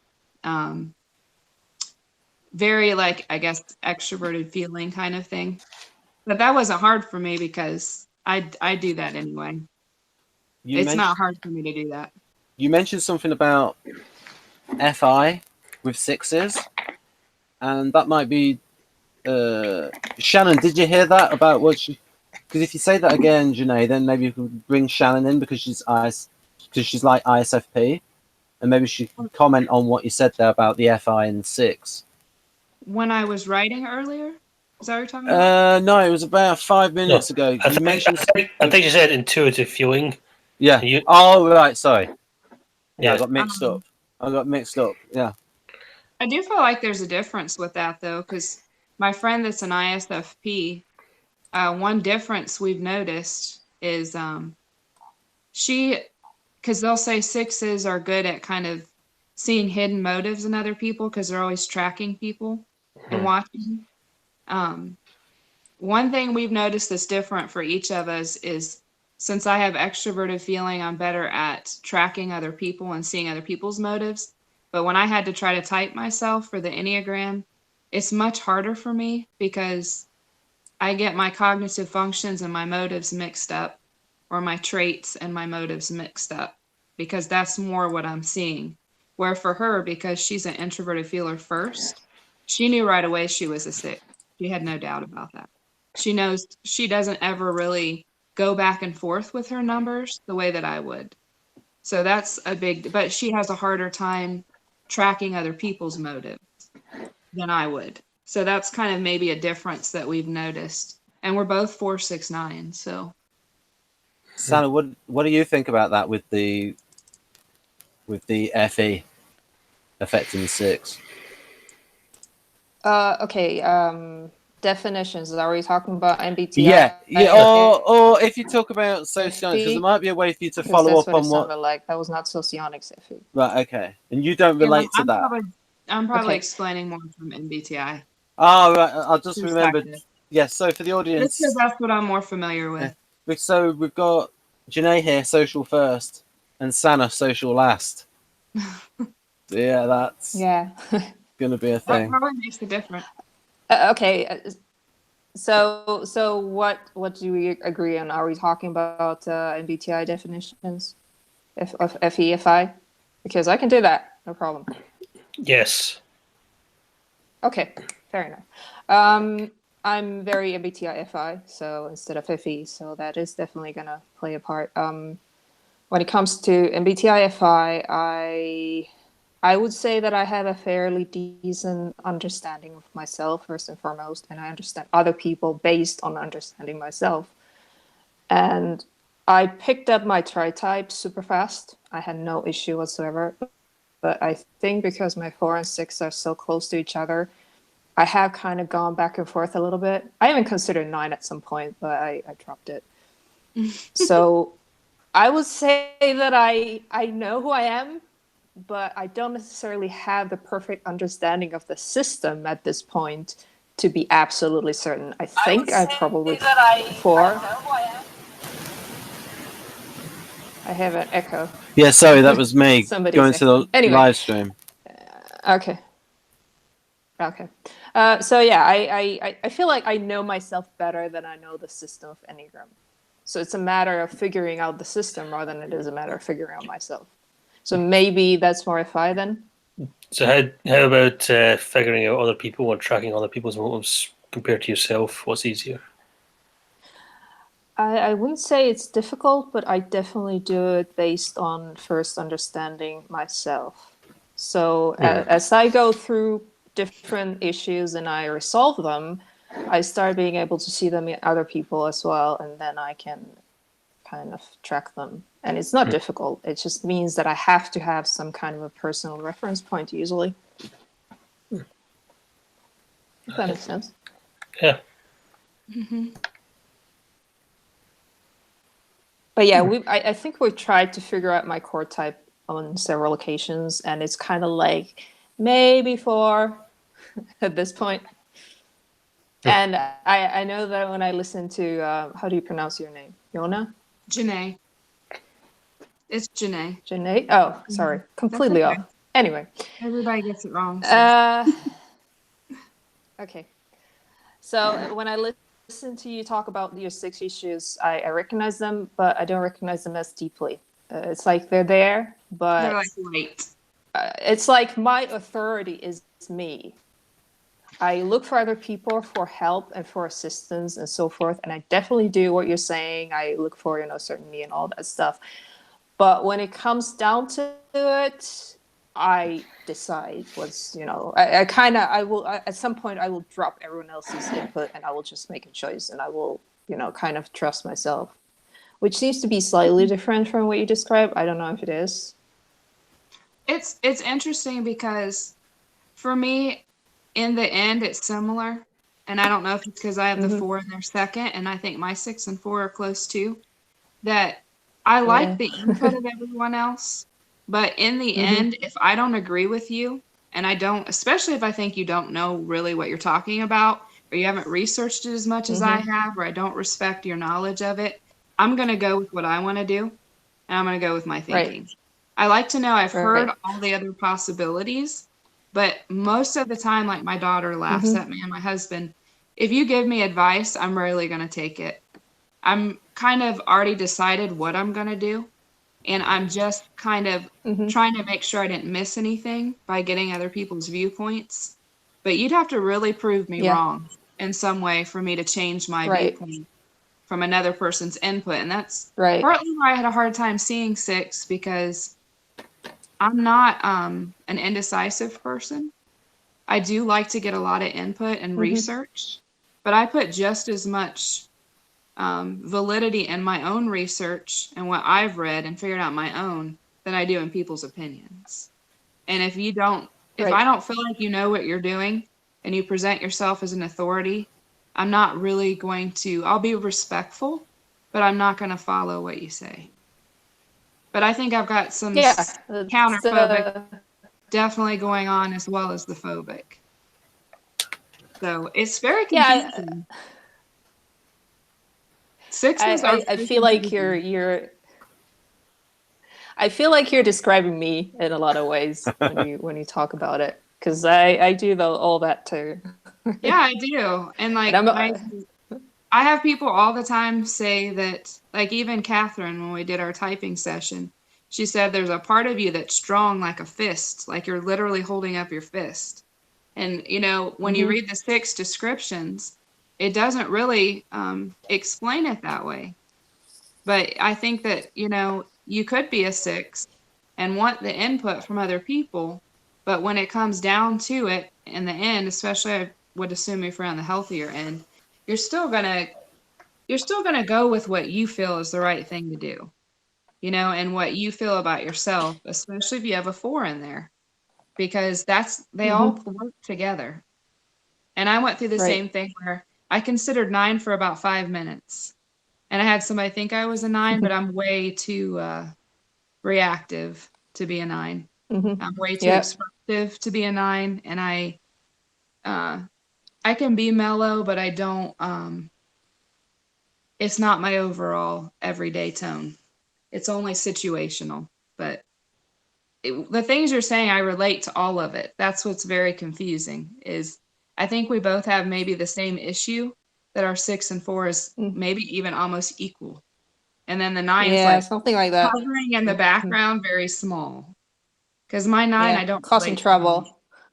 Yeah, because I can be really direct and forthright too. Like, especially if I think it's warranted, I have no problem being direct. So it's like the gut type for me is way at the end, and it's so tiny that I just 9 kind of fits, but it's not a big part of the equation. Yes, that 6 and of course I'm social last, and I'm SXSP, so we have kind of like the opposite stacking as well. But still, we have a lot of similarities. Well, yeah, because the SX being second too, and the social, like for me, is a big part of it. I think too. I think that's part of where the not seeking security is, but I think the wanting input from other people, the social plays into that too. Because some of that's about wanting to be appropriate. Because the social can mimic 1 a little bit. So like I will take other people's input into account, partly to be appropriate in my behavior maybe in certain situations. But then when it comes to just who I am and my identity, people's inputs are a part of it, but it's not everything. It's more just to give me more information so I can overanalyze, because that's what I do. Yeah, I do that too. And I suppose the people that I seek input from are usually people that I have some kind of a relationship with. I'm far less likely to do it just randomly. Like I need to know and trust that you know me before I want you to give me any kind of advice. Otherwise, you just like, I was never one in school that I didn't really care if I was popular or I fit in or people approved. I just didn't care. If I care about your opinion and I respect you or you're close to me, then it will hurt my feelings maybe, or I'll get upset if I feel like you misunderstand me. But I will not change who I am for other people, not in any way, shape, or form. I'm very, very stubborn about that one because I don't want to give up any part of my identity unless you prove to me that somehow maybe I'm hurting other people or it's unhealthy. Right. Then I would consider definitely changing my behavior. Otherwise, I don't want to, because then you're taking over some of my identity. And I'm not comfortable with that. Because like the INFJ descriptions in MBTI where they talk about you want harmony and you'll sacrifice your principles for harmony. I've never done that in my life, ever. Yeah, it sounds like the 9 part. Yeah. The sacrificing principle sounds 9. Is that what you mean? Yeah, like the harmony, you know. Yeah. And maybe that's the avoiding conflict part. Yeah, because I don't mind conflict if it's to get somewhere better. And I think it's usually necessary to have some conflict within yourself even to grow as a person and get somewhere better. So I remember this is like the first thing we ever talked about. Yeah. Yeah. And it's funny, when I first started dating my husband, one of the first questions that we talked about was, if someone wanted you to change who you were to get along with you, would you be willing to do it? And we were both like, absolutely not. Because we had both run into a lot of other people that would kind of put on a role or change who they were to kind of fit in with people. And we both don't, that's not really something we would want in a partner, let's say, because we're both really about authenticity and being true to ourselves. So that's what I do have with the fixed stuff is I don't see myself as conforming. And I mean, I don't even see myself as a huge rule follower either. So I'm curious, if you're an intuitive feeler, you don't necessarily think of things in a rule-oriented way. You kind of want to make up your own system or your own rules. So how does that fit into 6? Because they say 6 is about other people's rules. Well, before we get into that, I just wanted to point out that I definitely have roles. But they're not roles like I'm trying to fit in type of thing. They're more like different situations get different parts of me out. And I will look different, but they're actually just different parts of me. So none of them are like fake or anything. It's just that, you know, sometimes a different approach is required. So I do observe that I definitely have roles if you look at it from the outside, but internally, it's perfectly consistent. Well, I understand that, and that's not necessarily what I'm referring to, because like when you're at work, you use certain parts of your personality. When you're around family, when you're around this friend, and as long as those are really who you are, you're not playing a role so much as you're showing parts you can show. Because some people, there are parts you can't. But other people can assume that they're roles because they can look that way. I could see that. Yeah, I definitely could see that. Well, and I mean, you're right too. Or they think you're always that way. A small role because you're just using parts of your personality. It's almost like whatever's appropriate to that situation. Because sometimes and it's automatic. Yeah, that makes sense to me too. I can definitely relate to that. I think Janae was talking about rules and Sanna misheard her and said rules. So RULA. I think Sanna, you misheard what Janae meant. She said rules, like following the rules, whereas you talk about rules. No, okay, that's possible, but I thought she was talking about being authentic before that. So I was just going back to a previous conversation before me. I did. I talked about that. I was referring to Yeah, I was referring to the part where you're not willing to change who you are to please other people that we were talking right before the rules part, since I figured that I was going to go away from the... I just wanted to get it in before we move on. Yeah. Yeah, and I agree with you on that. I guess to me, I wouldn't have necessarily called that playing a role but it is playing a role. But I was thinking more of playing a role as putting on maybe a persona that's not really you to please other people. Right. And that's probably more an Yeah, accurate way to say it than roles. Because Right. you're right, you do have to play roles with different parts of your life, and you're not necessarily being untrue to your personality. You're just showing the parts you can show in that situation. Yeah. So that makes sense to me. Jeanette, if you like, I could share. This is a bit outdated, I think, but it's Catherine's definition of the social six. Mm-hmm. I could put up. If you She click, was very helpful in my coaching session because she went beyond what it says in the books. Because, like, you'll say social six is obedient. And I'm like, if I respect your authority and I believe in what you're saying, I'm obedient. But if I don't respect your authority and I don't agree with your system you're using, I'm just not going to be a part of it. yeah, that's what sixes often say. The social six says. So, Jonathan, you have the Janae seal of approval. Oh, I knew that already because we're in class together. Yeah. He's the only male in that class, too. So something we could bring up down the line is maybe notice the trend with the attitude towards authority, and we can bring in Shannon this later on, where I'm thinking that maybe the SJs, in line with their temperament, are going to be they're going to be less ambivalent towards authority. Whereas with Janae here, she's like, it's her test of, okay, are you worth listening to? You have Well, to know more than I do about it. I think that's consistent with all social sixes. Yeah. Okay. One second, try share. Can you see this? Yep. Nice. You have the screen. All right, so this is contributions by study participants in the social six. So, Janae, how do you feel about that? I'm trying to read it. It's really small on my screen. Okay.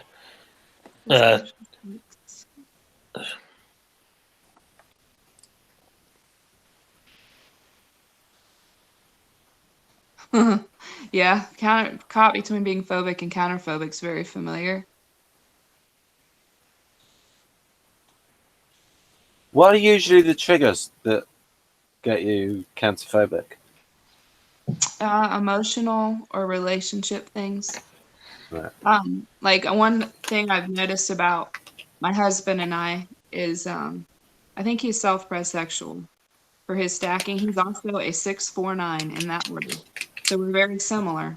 But he's very counterphobic in physical situations. Like if he thought somebody was trying to break in the house, he'd go running straight for him. No second thought. Where I'm kind of more phobic in physical situations. But that makes sense to me because I'm social first, he's self-pres first. And then I'm a lot more where I will just directly address emotional things. Like with parenting or relationships. If there's a relationship issue or a communication issue, I do not hesitate to run right in and just like, let's take care of this right now, and get it all out in the open and just face it. So I think that's maybe kind of because it's a social self-pres difference. Also, like that. Also, we can say that NF stuff is coming in there because those things are related. So Shannon, I'm wondering, what are your triggers that get you into counterphobic moments? Because I'm wondering if it might be artisan related, such as issues of freedom, maybe. I'm counterphobic when it's something that's going to energize me with people. So I'll move toward like situations at work where there's going to be kind of like butting heads or difference of opinion, and I'll move toward that to try to head off a big explosion, but I'll move right into it and I'll get right into kind of like a debate with somebody, no problem. I'm also counterphobic, I think, when it comes to institutions like religion, or I grew up in the Midwest, so I very much rebelled against the culture that I was raised in, and I was part of counterculture movements. I'm not going to go too far into that. Okay. But for many, many years, I was going against mainstream society in many ways. Do you think you were kind of, looking back, do you think you were kind of dependent in a way in what you were rebelling against? Like you kind of needed that as part of your identity? Or you were, Oh, yeah. Yeah. Yeah. I was proud of the fact that I was going against these things, and I thought that I was standing up against it, and I was hoping that it would inspire other people to kind of go Mhm. against as well. But you I got wasn't that- really pushing it on others, but I was kind of hoping that, maybe my cousins or maybe some of the women in my family would also see that there was a different way to live. Like I was the youngest one of 30 first cousins, and then their kids. I was just kind of hoping that some of them would, I'm not married, I don't have kids, so I'm very much doing things differently than everyone, not everyone, but a lot of people that I was Right. raised around. So, Janae, before Ben interrupted, you were reading my little thing. So, I did. I like that description. Is there? If you can send that to me, I would like to have it, or maybe I can screenshot it on here. But You could screenshot. This is actually from Catherine's booklet. from So my class. yeah. So, is there any particular things that? are worth- I definitely related to what it said about as long as the person in authority is using their authority fairly, Mhm. I will be very obedient. There also tends to be some element of, like I said, they need to have more knowledge about things than I do. Like in school, when I had a teacher that was teaching a subject and I didn't feel like they knew as much about it as I did, I would definitely still follow the rules and do my assignments, but my respect for that person was not as high. I wasn't as likely to see them as a mentor because I didn't feel like they really had a deep knowledge about something. I was definitely that way in school. I really respected teachers that I had to feel like they understood a lot more about it than I did, or were capable of understanding more about it than I was, I guess.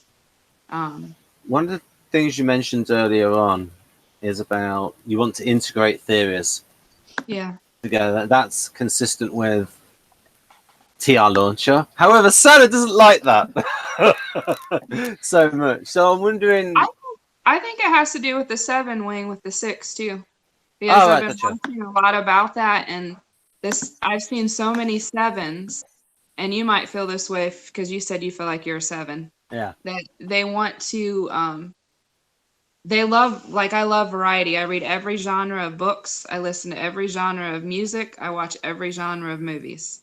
I have very wide tastes in things. I like a lot of different things. And with personality theory, I really would not probably enjoy just one theory and just making that the whole answer.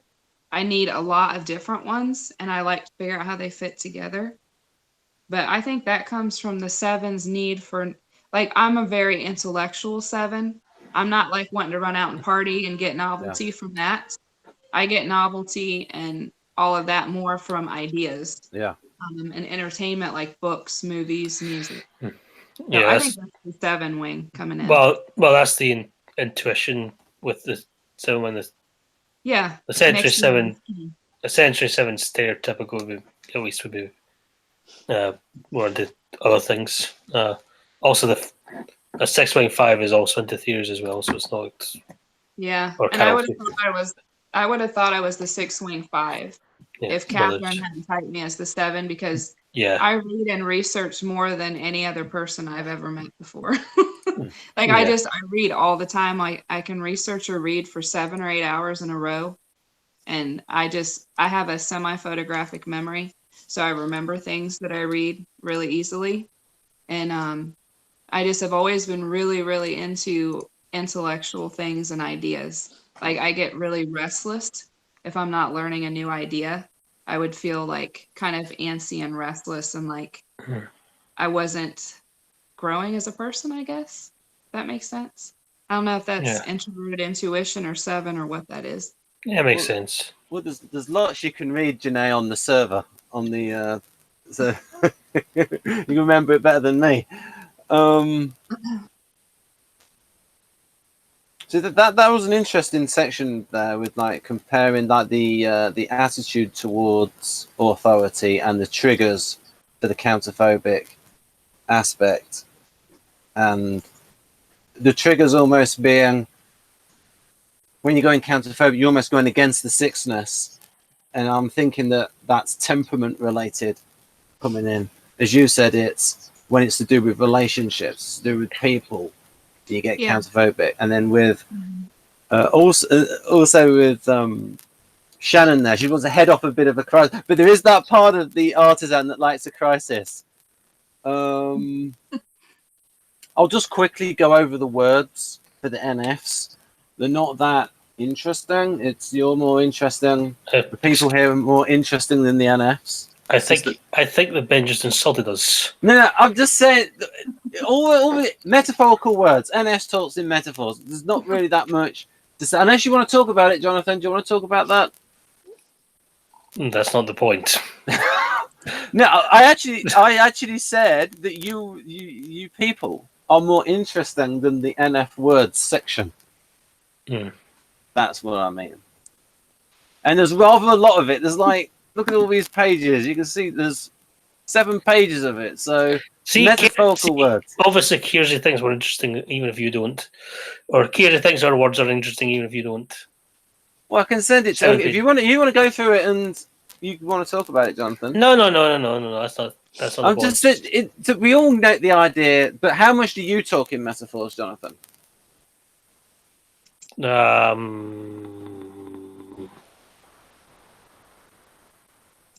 I probably do. I kind of want to be witty now and just come up with a metaphor, but my mind's gone blank. Okay. Do you ever find that it depends on your audience though? Because like, if I'm talking to my husband, we literally both, any idea we share, I give a metaphor for it, then he gives a metaphor. And then we kind of bounce ideas off each other's metaphors. But I can't do that like in my family unit I grew up with because they are wanting to communicate very directly because they're more SJs. So I do adapt to whoever I'm talking to. Yeah. You have to, or people won't listen. Yeah, that's something that Keirsey wrote about idealists. They're able to adapt their speech. Yeah, the NTs ain't. The thing is, I don't usually consciously think about it. I just do it. Like, it's how you explain it though. Like it explains it better than just saying it in a literal, direct way, and you put your own little nuance on it. You know, because you see it from this story or metaphor, the other person, and you learn from each other that way. Mm-hmm. That's kind of what I find anyway. So Keirsey would say that NFs can speak SJ easier than NTs can because both SJs and NFs are cooperative, or at least non-utilitarian. Unless a value is tripped, then the NFs become less cooperative. I would agree with that. All right. So again, metaphorical usage is just a load of stuff on what's this about the meta model? Oh right, it's that Keirsey. Keirsey's going NT in this, saying that he doesn't. Oh, you might like this, Jonathan. There's a bit here on Harry Potter. I'm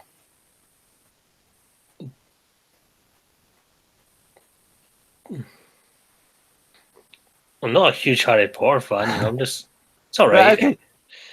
Yeah, I mean, I want to do a separate hangout on the NF words. Although I do think that J.K. Rowling is a 6. Right. It's just that I want to do a separate hangout on the words because there's rather a lot there to get through. And is that the? Did we do the? Did the prophetic? Okay, let me get this right. So, oh yeah, the other thing is prophetic words because the reference is the future. Now that lines up very well with the NI. So the reference prophetic. Now the interesting bit where he gets to is right. This is where he's sort of deconstructing the. Oh, a little bit here on the intuitive words.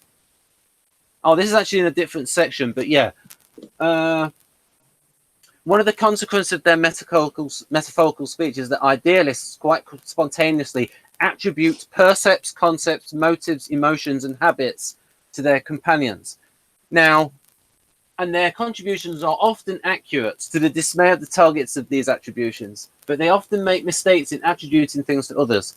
If such mistakes are frequent, then the relationship between attributor and attributee becomes increasingly strange. So yes, you can see that with the STPers and the NFPers. The way that STPers don't like being mind read, especially about their motives. I would say that the more developed and sophisticated NFs are not just inducting off one data point, they're inducting off a pattern of behavior, a pattern of data points, and then from that, they're able to read something about somebody's character. Is that fair to say, Jonathan? Yes. Right. Any comments on that, Janae? Explain that one more time. I I'm- pulled up the thing that you're reading there. Yeah, I was just saying that I think that Keirsey sort of he takes intuitive words and he takes it to inductive, but it's inductive within the realm of psychology. And I would say that the less mature NFs, the less developed NFs will take one thing and extrapolate from that one thing and maybe project on it. We have Carol, we have a super NF join us. And so Carol, you've got personality. We're just going through the inductive speech of NFs and how I'm saying that the more sophisticated ones will take a pattern of traits, a pattern, and from that pattern they'll induct something and theorize about somebody's character rather than just take one data point. And so it's like once you've got what do they call it? Reading of people through somebody. Once they've got a read on somebody. So what do you think about that, Janae? Say your ability to read people, maybe compared to other NFs, like do they like too quick to judge, things like that? I definitely know some younger ones, especially if they're really intelligent, I've noticed in general, can do that where they take one little piece of this puzzle and they run with it and they feel like they absolutely know what they're saying. It's very alienating to people. I think that if you're more mature, and I think you could be more mature as a young person too, depending on your experience. That was not something I ever did very much because of my upbringing. Things definitely emphasize being diplomatic.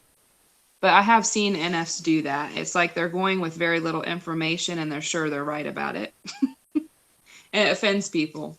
But the more mature ones are definitely going to watch for a while and see a pattern of behavior and then perhaps try to say it in such a way that doesn't alienate people. Because if you really want to help somebody, proving a point in a very direct way isn't always the best way to motivate people.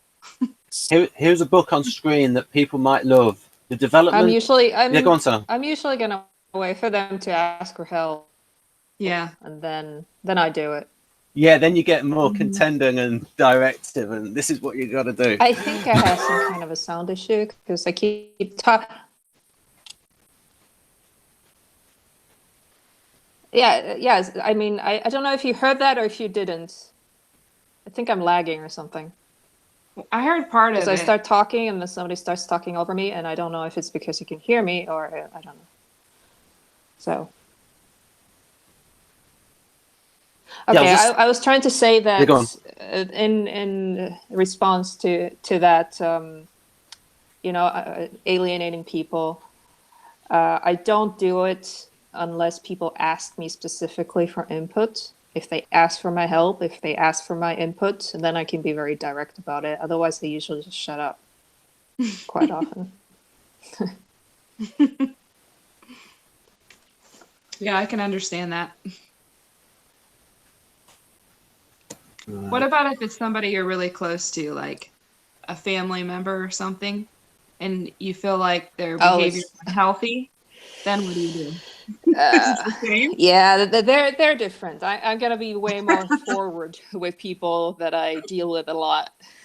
But I can even be then, more forward there are there things. too. Huh? Yeah. Sorry. I said I can be more forward in that situation too. That's why I was asking. Because I agree with it's you. gonna be different. Yeah, it's a little different then. Yeah, because you have to deal with them every day anyway. So Yeah. I mean, Well, especially if you like see an unhealthy aspect to your relationship because of it, then sometimes you feel compelled to kind of bring it up a little bit to try to fix the situation, maybe.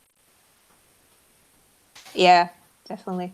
Definitely, yes. But when it comes to personal relationships, I feel like I can't be as objective as I can be with somebody else. So I mess up with my own stuff a lot more than I mess up with, other people when they ask me for help.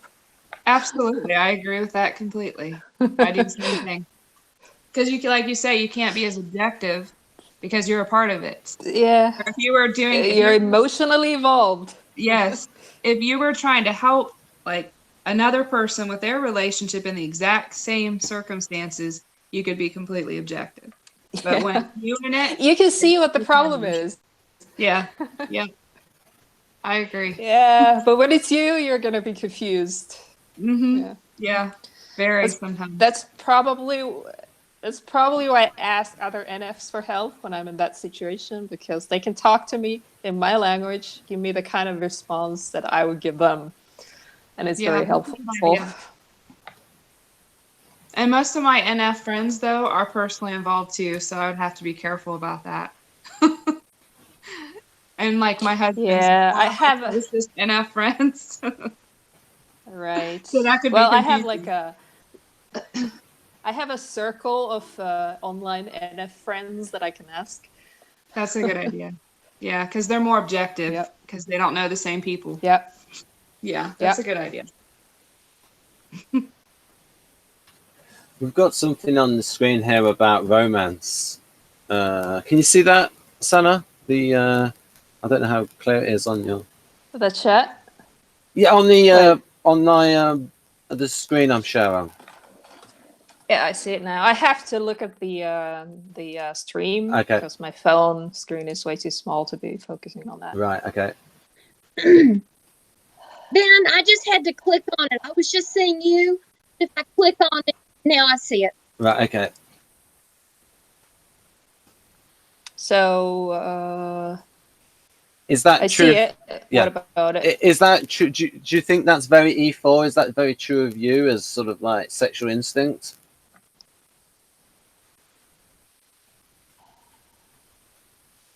Yeah, I do think romance and close personal bonds is a thing for all NFs. I don't think it's going to be just sexual first, and I don't think it's even going to be just fours. I think it's going to be NFs. It's going to be the focus a lot of the time. And a lot of the learning for any NF is to kind of become your own person without needing a relationship for it. Yeah. Yeah, I think it's well said, Sanna. I think it's boundaries is one of the issues of the lifetime. Those of us who are Catholics and have been NF preferences, it's all about boundaries. And we tend, when I was younger, I just merged more, and I had to learn how to keep myself as a separate person and have a healthy relationship, so I wasn't submerging myself. Right. I have a. I'll just go into it for about 10 seconds. There's a great book here by Annie Linden. She wrote the Enneagram and NLP, and then this is the follow-up book on relationships, boundaries in human relationships, how to be separate and connected. A whole thing on the boundaries model. So the NFs might like that. I definitely think boundaries are an important thing for at least all the NFs that I've known. starting from my mom on to all my friends and so forth. It's definitely a thing. We struggle with it. And I think agree. some other types don't even see why it's a problem. Like other types will just do it, but we tend to suck. Is it because you get too head over heels in love, where it's like there's so much feeling for the person that they feel overwhelmed? Yeah, it's not even that. It's just like you lose in a kind of like a 9-ish manner. You kind of lose the boundary between yourself and the other, and you kind of want to as well. So it's not like you are against the idea. It's just while you're doing it, you start ignoring your own needs to some degree, and you start kind of adapting a little too much, and then you forget about your, the important identity stuff, which is also an NF theme. So it's a balancing act that I've observed in a lot of NFs. Oh dear. When I went up there, I strained myself. So yeah, in the boundaries model, you've got walls, boundaries, and no boundaries. And so the idea is the 5s have walls between their emotions and between themselves and other people. And you can have no problem with people with no boundaries. Oh, I'll have to stop now.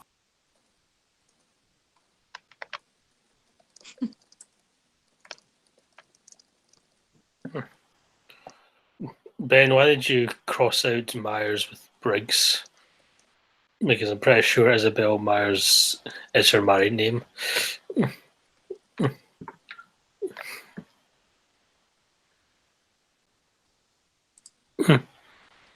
Otherwise muted. Like I said, I strained myself. I'm in pain. All right. I'm just saying Isabel Myers would have been accurate. I don't know why you crossed out.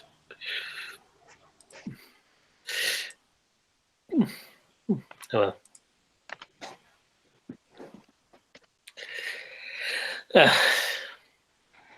Jen, this is Carol. Once again, you've cost me money. Every time I turn around, you're showing me a book I can't resist. So thank you. I just purchased the Annie Linden book. Yeah, I've done that a few times as well.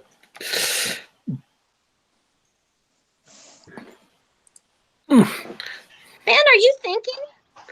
He said he hurt himself. Yeah, I think I'm in when he pain. did that, he strained something because he's making painful faces. Oh, I'm so sorry. It'll take a few minutes. Yeah, I can So- see. He's hurt himself. Oh, sorry. Yes, I think we should talk amongst ourselves. So Yeah. I agreed with what Carol said too about when you're younger, as an intuitive feeler, you have a lot of issues with boundaries because the older I get, the more I see the need for them. And the more I'm trying to do better with that. Because I had a lot more, any friendship, anything like that, I would just totally be open to all their feelings, everything. And I kind of, like Sanna said, wanted it that way because I want to have a really deep bond with people. But that can become a problem at different times in relationships. It's not always the happiest thing. Have you? I found I've done this. I have unconsciously taken on emotional burdens from other Yes. people I was close to. And I want you to know it's not their fault. They didn't ask me to. And Yeah. I didn't do it consciously. I did it unconsciously. It's like we've got that oneness thing going on. And I've learned that in order to, and NFs were known for kind of having health issues sometimes because we've taken on so much emotional stuff. And I have had to learn how to get conscious of that and quit doing that. And it really helped when my spiritual mentor said, you know, Carol, you're not even helping the other person when you do it. I totally agree with everything you just said. Yeah. I've done all of that myself too. I have health issues right now because of times I just, and like you say, they didn't even ask you to do it. No. You know, it's just something we do without being asked. That's right. So I completely agree with that. Yeah. Ben, if you want, you can end the hangout. I mean, if it's easier for you. It's fading. Yeah, I just intermittently get these shocking pains if I strain myself. Yeah, it's fading now. Thank heavens. Right. So did you buy this? Was it this one you bought, Carol, or was it the Enneagram and NLP? No, thanks to you, I bought this. I'm still reading Personology, which I'm enough of a geek to be loving. But I'm gonna trust you again, Ben, and I'm gonna buy the Annie Linda book. Excellent. Right, it's faded now. Yeah, I was in a heck of a lot of pain. Right. Yeah, so we got the intuitive. Have you got to this section in the Personology, Carol, where Keirsey talked about the word usage of NFs? And he talked about metaphorical words. Oh, yeah, but I think I knew that from the Please Understand Me. And I heard someone say it sooner, and I'm thinking, I can't even stop myself from using metaphors. I don't do it intentionally. They come out. And I think other people would think, why is she going to all the trouble to do that? And I'm not going to any trouble. My brain works that way. I have to go to trouble to suppress metaphors. Carol, do you think it's the case, as Janae said, that NFs are more likely to adapt their speech to others than, say, NTs? Oh, then NTs, I would think so. And it probably depends on our which Enneagram. And also I'm Southern, so I've got like the triple burden here. But yes, I would listen. And I understand somebody said something about having stabilizer guardian family, and I very much come from that. And my mother, I'd say something as a child, and my mother would look at me and go, "Where did this all come from?" And she would turn around out of the room, and she'd be prepared to just. And it was like, my little mouth would say these little NF things, just all these days, like, where did it come from? And I think I learned unconsciously to stop doing that so much when I'm with family.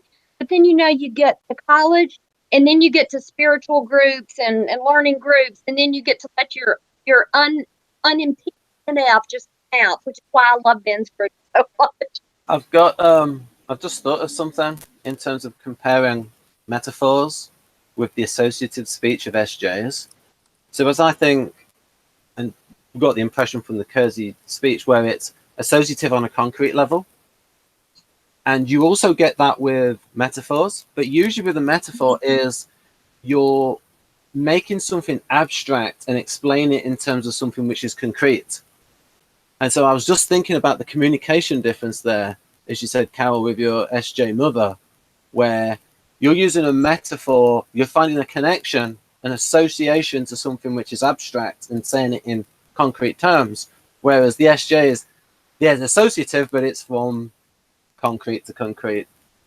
Oh, my cousin, he had a red jumper and he went to Sicily, and in Sicily he broke his leg and all this kind of tangent. I think that's the Robin Williams extroverted intuition thing going ping, ping, ping, ping, ping, where Dario Nardi says the extroverted intuition is going all over the brain, seeing all the different places the thing touches, and so sounds all over the place. So, Carol, do you think that's a thing with SJs, the associative speech of almost tangenting on a concrete level? They strike me as very down to earth. I used to use the word concrete, but my all voted for the word tangible, like 100% of the time. So I quit saying concrete and I use tangible now. But yeah, it's very tangible language. And it seems to me which language you use determines what you can talk about. It'd be very hard to talk about conceptual things if you were only using tangible language, I think. Yeah. So I think based on what your preferences determines what direction, what topics you're going to be drawn to or want to talk about. Aristotle wrote in, I think it was the Rhetoric, that the common man likes the example, and he thinks like the educated man likes the general class, the generalization. He's thinking about himself, probably about the NTPs. They like the generalization. So that maybe that's a way to communicate with sensing with SJs. Take a concept, but boil it down into an example, and then the example will speak for itself. Yeah, that's what I do in teaching, Ben. I realized as somebody who's ENFP and loves this stuff and is a type geek, I could be theoretical all day and just lose everybody. So instead, I take a bit of theory and I immediately go into a story. And that's been my saving grace as somebody who teaches and coaches. I immediately go into a story, and that makes it real. And then I have them talk about their tables, and then they can be very engaged. But I have to do little things an immediate story and help them apply it. That saved me, because I can be so theoretical. I can just, bore everybody. They can go, "What's she going on about?" So now we've got. Now this is a bit from Keirsey. Where Can I say go on, something? Sanna. Go on, Sanna. Please. Please. Yeah. I think that this whole NF communication style that we've been talking about is actually the reason for those roles that we were talking about before, because we automatically adapt to whoever we're talking about, and talking to, and as well as the situation, so that we can appear very different in different situations. Mm-hmm. That's true. Because when we're talking about earlier about being authentic and all that, but still having roles. Yeah. So I think this is basically what it's about. It's also probably, Carol, your interest is because of interaction styles. It might obscure the contending, the directive interaction style of NFs, but as Sanna said there, most of the time they are going to adapt to the other person. So when do you think that comes in then, Cal? So do you think the NFJs are the least directive of the directive types, or at least, or do it in a different way? Well, you're talking about the intro. Well, the INFJ is directive introvert, and ENFJ is directive. Yeah. And I'm thinking that of the 4 types that are in charge, ESTJ, ENTJ, ESTP, and ENFJ, I'm thinking the ENFJ is clearly, that's Oprah, that's Martin Luther King. That's clearly the one who is, think about it. Oprah's got a kind of in-charge personality, but it's very warm and fuzzy and wanting to reach people's hearts. So I'm thinking that's the softest, most communicative of those 3 extroverted directives. Yeah, Raquel's able to do that. Raquel Buchanan, and she's listed as that on YouTube. Public name.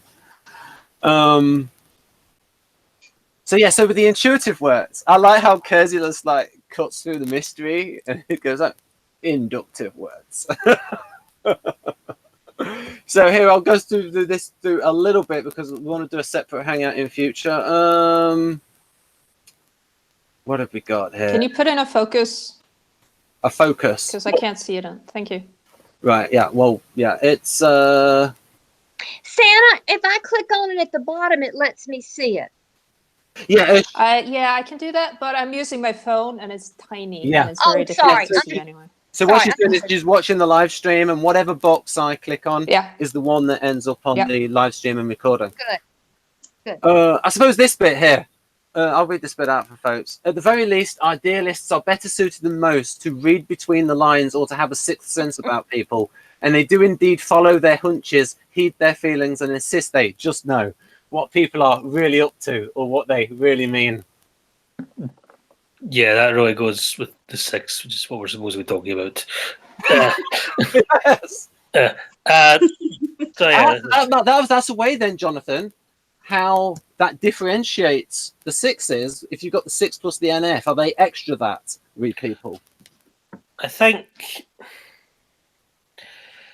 it's like they're better at it than perhaps other types. They're better at getting what someone's actually thinking or feeling.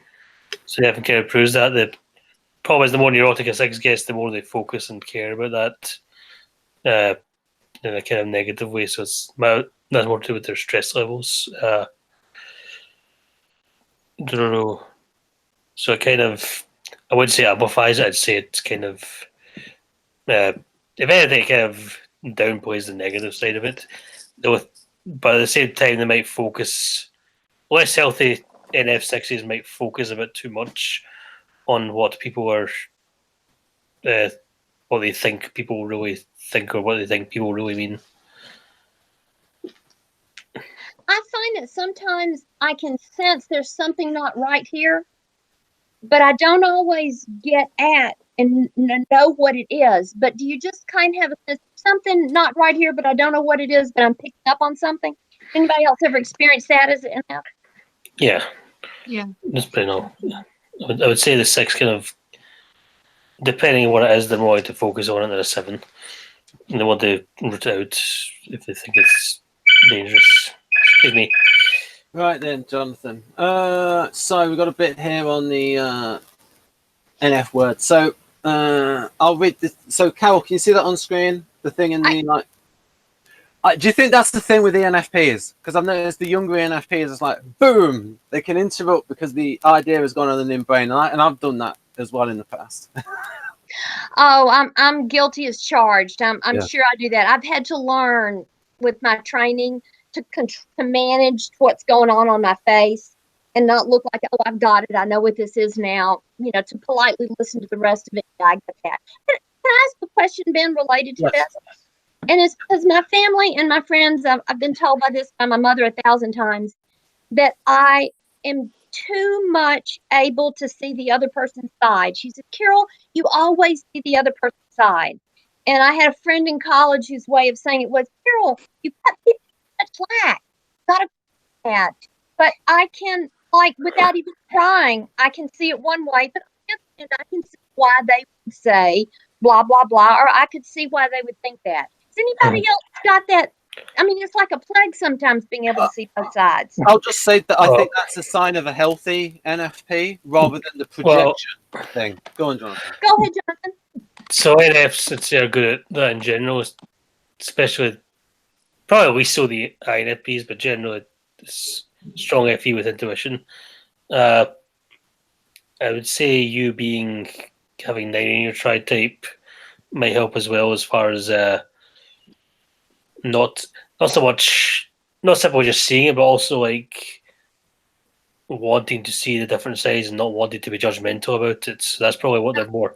I don't think it's necessarily they're bothered by you seeing different sides. Maybe more that they're bothered by you not taking their side or not picking a side, sort of thing. Rather than they're more bothered by the fact that you're not judgmental enough but then they want you to make a decision. They want you to not to sit on the fence so much, because 9s and those are 9 in their Tritype. Yeah. 2 other types, especially with 8 in the Tritype, they'll be considered fence sitters, and they won't like it. Other types will want that, whereas a 6, for instance, might want support, and they also want that as well to call it out. But the 9 especially is the type that doesn't want to pick sides so much. They like to get people together and find diplomatic solutions, although they might kind of gear things in a certain direction. Thanks, Jonathan. I do think when I'm working with groups, it can be an advantage because it really helps that I can empathize. And I've been told it's obvious I don't take sides, and people feel safe in a room with a facilitator that doesn't take sides. But personally, yes, my mother just finds it really inconvenient that I can see both sides. Because you're right, I'm not deciding. Yeah. Whereas with me, I'm a type 1. I also see both sides, but I don't take it as indecisive. I take it as like, okay, I can see all the sides, and I can see which side is right, which side is wrong. Yes, my mother being ISTJ never gets the satisfaction of me then saying, and I can see which one is right. So, Jonathan, she was much happier with you. No. Right, I'm just going to go through this bit in pink, and then we can move on to the artisan words and bring Shannon in. I like this point by Keirsey. Both induction and deduction are forms of inference. Akin to the word induction is intuition. The latter held to be a capacity, the former a procedure. Idealists are instinctively inductive in their speech, which is to say that they naturally move quickly from part to whole, from a few particulars to sweeping generalizations, from the smallest sign of something to its largest appearance. With their focus on unseen potentials, on the not visible and the not yet, that's good writing. Idealists show an extraordinary sensitivity to hints of things, mere suggestions, inklings, intimations. Such inductive inferences requiring what is called the intuitive leap can be amusing, puzzling, disquieting, and occasionally astonishing to others. I resonate with that. Do other NFs resonate with that? Yeah. Right. Keirsey for the win. But I do think it's useful. I mean, I thought we got to some good stuff earlier on in by bringing Keirsey and Enneagram together, it helped to show the differences in the 6. So Cal, before you're here, we were talking about what are the triggers for the counterphobic aspect of the 6. And for Janae, it's related to people and NFE kind of stuff. and for Shannon, it's related to artisan kind of stuff of rebelling against authority and freedom, that kind. So you see the temperament coming in. Well, I'd say that's kind of a general trend. Maybe specific exceptions. Like, I would imagine that most artisans are kind of either counterphobic or kind of in the middle. Yeah. Less likely to be phobic. Yep. Whereas with SJs, it would be the opposite. They'd be phobic or in the middle. Yeah. So I'll get onto the words of artisans. That's a great point, Jonathan. I'm going to commit it to the memory bank, because part of the self-image of artisans is artistry, audacity, and adaptability. So Shannon, over to you. If you switch your microphone on, I can ask you about those words. So what do you think about those 3 self-image words for artisans? Artistry, audacity, and adaptability. I think you need to scroll, Ben. I think you need to scroll because I'm not seeing what you're saying now. You're not seeing what I'm saying? I'm seeing obviously, but I'm not seeing those 3 words you're saying now. Yeah, I'm not putting them on the screen. Okay. I'm just saying. Okay. There we go. Artistry, audacity, adaptability. The 3 A's. Oh, wait a minute. I've just forgotten. Jeff is here.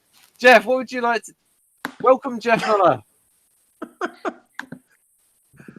only took you like an hour or something. I'm sorry. What do you think about... So please tell us about the artisan self-image. It's great. Oh, you see, Jeff likes really specific questions. Okay. No, I thought of something earlier, but I didn't want to interrupt. Sorry. Because somebody said something about... you said something about INFJs being the least directive. And I immediately thought, well, they give lots of unsolicited advice, though. That's how they're directive. Because in my experience, it's like somebody starts talking about a problem they're having. The INFJ always interprets that as an opportunity to tell them what they should do, even if they're not actually asked. I'm just trying to help. Yeah, no, I understand why. I'm just saying that's an example of being directive. I mean, I just assume if someone tells me about a problem, they want a solution. That's not. Well, what I'm telling you is that that's not always the case. And in fact, I know that if it's SPs, especially SFPs, I think, it's probably actually unlikely that we're telling you because we want advice. Usually we're telling you because we want to share the story with somebody. And actually, my INFJ friend and former coworker, Sasha, she learned that from me because she didn't realize that either. And then as I told her that more and more, she got out of the habit of always trying to come up with a solution to a problem that came up in one of my stories. Right. I think I realized that a while back, but it's still very annoying, with regardless of which type is doing it. Like, don't tell it to someone who can see the future.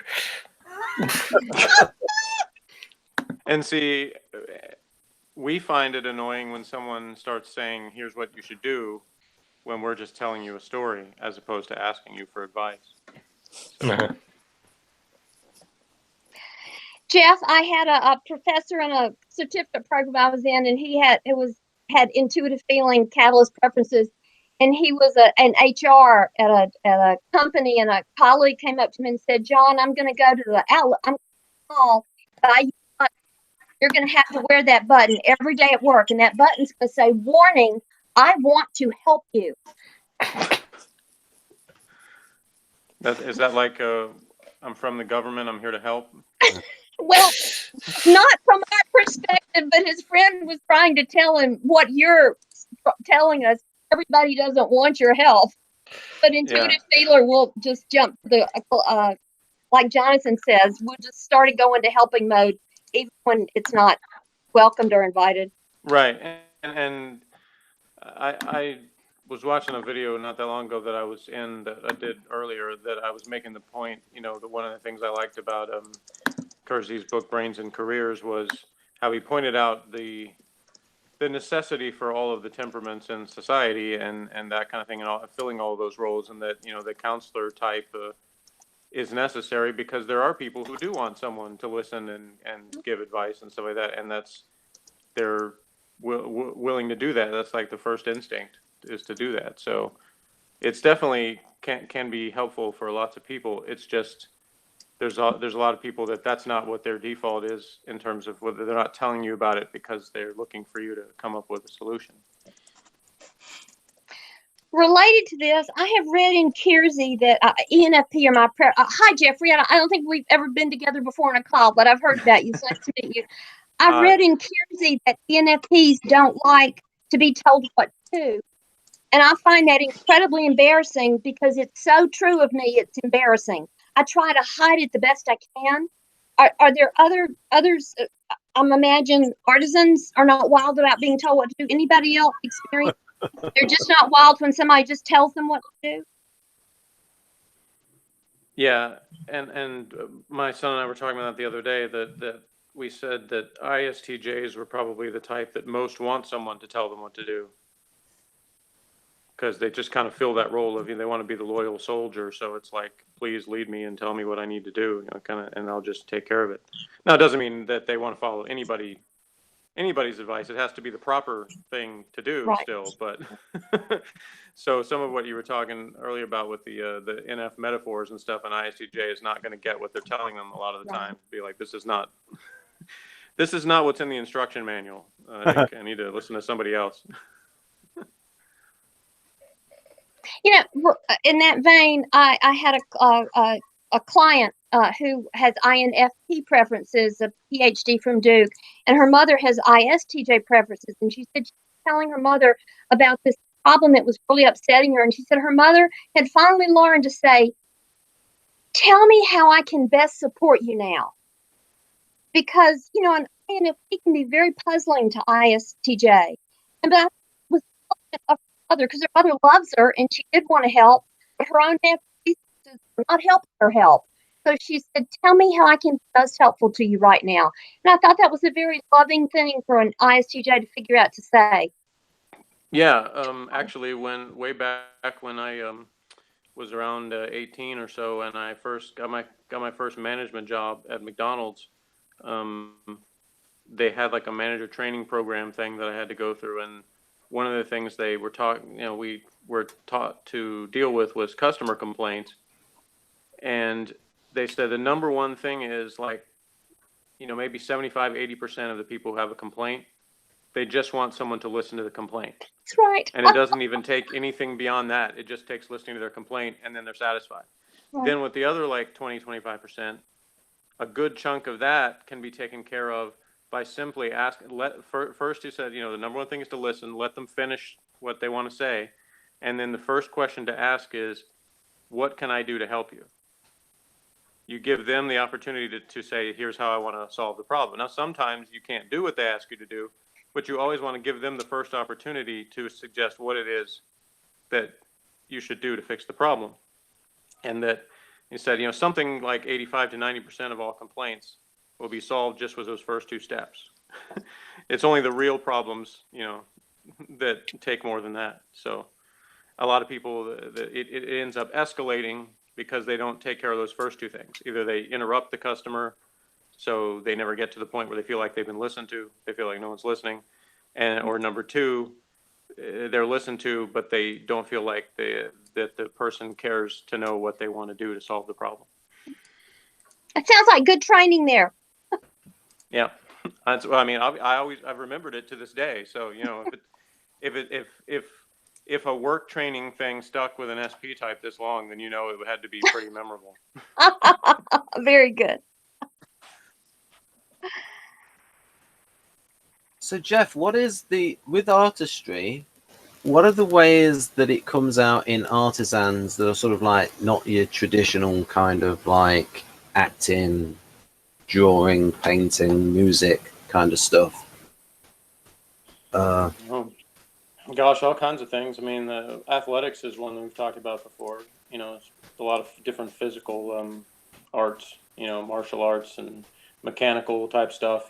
Some SPs are into, computer or technology type things. I know a lot of ISTPs that's really their main area is is, you know, along the lines of computer type stuff.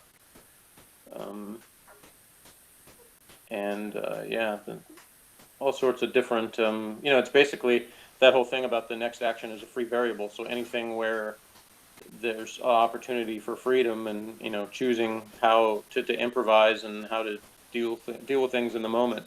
The more structured and scheduled and pre-planned and, you know, no opportunities for improvising or coming up with different tactics to use. The more that it's like that, the less an SP type is going to have interest in doing it, whatever it is.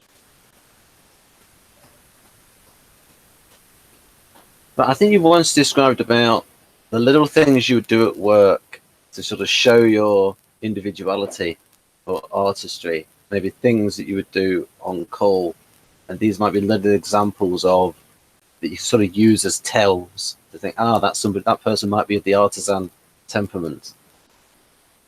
Yeah, I mean, it's just sort of that improvisation. You know, for my type, it's, you know, every opportunity that we could be entertaining to somebody to make somebody smile or laugh or, you know, kind of throw them off a little bit with the, you know, a different way of responding to something or something that, you know, is not just the typical work speak, you know, whatever. And it's easiest with guardians, with SJs, because they're so the most that are in that mold of, you know, you just do and say the same things all day, every day. So, you know, I throw them off with some of the things I say in response to stuff. Even just somebody asking me, how's it going, you know, and I say stuff like a mug or moving and grooving, you know, just stuff that I have one ESTJ coworker that, you know, she says, I never know what you're going to say, you know, like that. I'm like, just saying that is like a way that makes me feel good that somebody tells me they don't know what I'm going to say. I think you once said that you use the Keirsey list of guardian sayings and sort of throw it in there randomly. Whenever there's a group of guardians just kind of standing around talking, kind of throwing out cliche things, and there's a slight lull in that, I can just say something like, penny saved is a penny earned, and they'll all start nodding and saying, yep, that's true. Yeah. That's great. They're required by law to agree with that anytime someone says it. Absolutely. Jeffrey, my mother and my brother-in-law are both guardians. They both have ISTJ preferences. And when they stand next to each other, it's like there's almost this energy dome. It's like they expand out there. Oh, God, this is so enough of me. But you can see them standing together, and they're just kind of glowing. And when they look at each other, they grin because they both know how right they are. And how just listen to them, everything would be okay. And they just both think the same way, and they just love being together. They really, you know, they resonate with each other. You can see it when they stand next to each other. Yeah, and here's a metaphor for you that you know you just made me think of, because I think with the ESTJs, it's almost like they're like batteries, and if they're, you know, they have the positive and negative poles or whatever, and so if their values are the same, if they see things the same way, they're going in the same direction, then they're like a team. You know, they're like fit perfectly, and they're going to drive whatever it is forward. But if they're opposed in terms of how they see it, then they couldn't have any more fiercer opponents than two ESTJs going up against each other. They repel each other with how they're going to. They both think their way is the way, and they're not going to tolerate the deviation.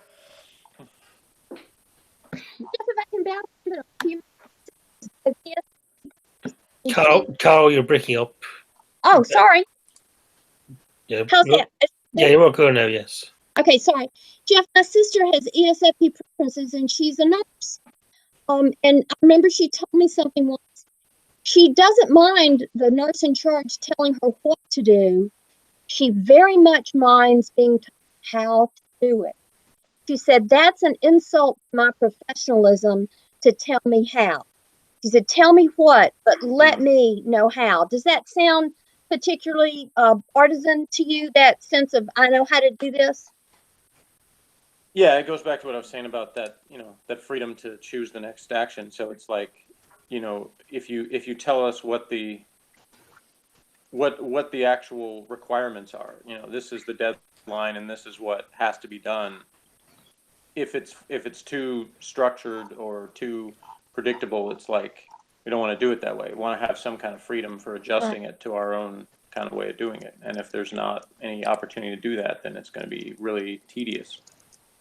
And the more tedious, the harder it is for us to do it and concentrate on doing it. So it can be something that you wouldn't think, you know, the stereotype would not be this is a SP thing. For instance, in my job, I do a bunch of paperwork and stuff on the computer, and you'd say, well, you know, this doesn't seem like those examples of like, you know, it's not sports or extreme things or, you know, shows or performances or things, but it's something where when I have like the freedom to do it in different ways or you know, have some opportunity to do it in a fun way or have something else going while I'm doing it, you know, to make it more fun, then it can be just like anything else. Can I interrupt a second, please? Sorry.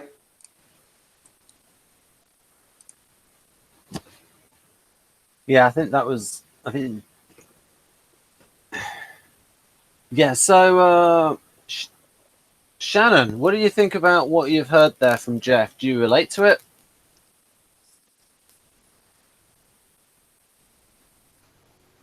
I can relate to the SFP-ness, but definitely not the extroversion. But that's the way it's supposed to be. I think that I do well when somebody gives me a deadline and helps me along with it. Otherwise, I start to like kind of do my own thing. So at work, it's like I need somebody to keep me on task, but I do not like to be told the specific details of how to do it. I really like being told what to do, when to have it done, have a little bit of guidance, and then I just kind of see what's around me to get it done, and I put that together in the order that I want to put it together, and then I can present it the way that I want to present it, and that's fun for me. I was in my element most on the job when I was actually unloading trucks for TJ Maxx. And so I love all of the things at that store, TJ Maxx and Home Goods. And I just adored seeing everything first that came off the truck.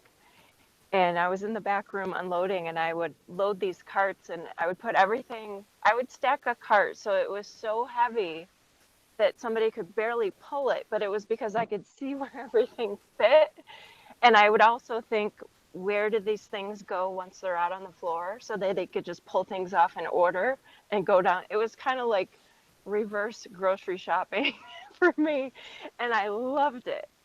And that was me in my element.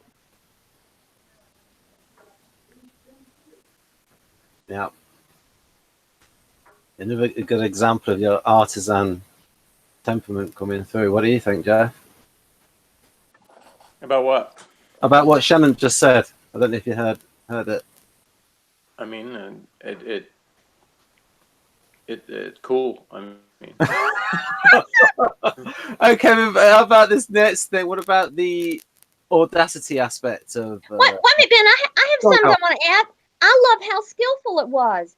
I couldn't have done that. I mean, the fact that you could see how to pack the car so well, and then you're also thinking about how it gets off when it gets in there. You're making yeah. it easier.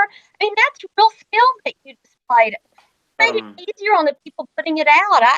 I find that very skillful. I couldn't have done that. There's a bit, I think it was in Please Understand Me too, about ISFPs being the best at like mixing things or finding ways to like combine things or put things together in certain ways. And so that kind of reminds me of that too, it's just an example of that sort of thing, you know, physically stacking the things or putting them in ways where, you know, you can figure out what fits together best. Yeah, and also artisans want to demonstrate skill, don't they, Jeff? Yeah. And the other thing I remember is there was a bit about the reason why some people might not recognize an SP or might not understand them for a while is that they can sometimes be hesitant to show those actions if they feel like they're not good enough at them. So they'll actually kind of keep it a secret that they have a skill because they don't feel like they've developed it well enough to show anybody. And then all of a sudden, when they have developed it well enough, they'll show it off, and some people will be like, "Wow, how did you do that? Learn to do that so fast?" And the truth is, it actually took them a while. They just didn't want to show anybody before they had made it good enough because they had, were too critical of ourselves and not being artistic enough or audacious enough that it's like we don't want to show that to people yet because we don't want to fail. Yeah, interesting. Maybe you could get a bit of that with the. Do you think you could get that with the 6 artisan, Shannon? Like, it's like they want to show people. Oh yeah, I have a tendency to claim to be less adept at things than I actually probably really am. I can really 100% relate to that, to not wanting to stand out. I think that comes with being like a behind the scenes kind of person. Yeah, there's tons of things that I want to do and that I'm probably pretty good at, but I judge myself so harshly. I don't know if that's the FI, where I think I'm not quite good enough yet. Like, I'm studying the Enneagram for 2.5 years, and I'm like, friends are asking me to help them type themselves, and I'm like, but I'm not good enough yet. So I want to keep this secret. And my blog, I don't put my name on my blog because it's not good enough yet. Yeah, I've been watching a lot of YouTube videos in the past couple of years because I've been working on losing weight and fitness type stuff, and so I've been watching a lot of YouTube videos, channels related to that, and there's a lot of people that do like, daily videos about their weight loss journey, whatever you want to call it. And I kind of regret that I didn't do that. But the reason that I didn't kind of ties into what we were talking about, because I kind of feel like I wasn't ready to show myself to the world yet until I'd really accomplished enough. And so I'm going to try, if I've got my video software stuff working right, next weekend to start recording videos again for my channel and actually appear on camera again.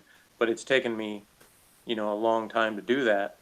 And I had to get to a point I felt like comfortable enough with my appearance even to do that. And, when yesterday,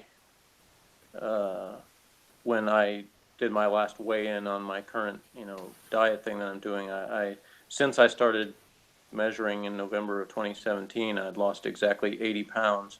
So I finally figured that was a point where I've, people have started to say that they noticed a huge difference in the way I looked. So it was finally a point where I felt like I could do that. But again, it goes back to that whole thing about there were moments along the way. It kind of felt like it's not that I didn't have plenty to say. If you know me, I've always got stuff to say. But I didn't want to show myself because even that itself is like a skill. The fact that I was able to do that is something that there's an art to that too.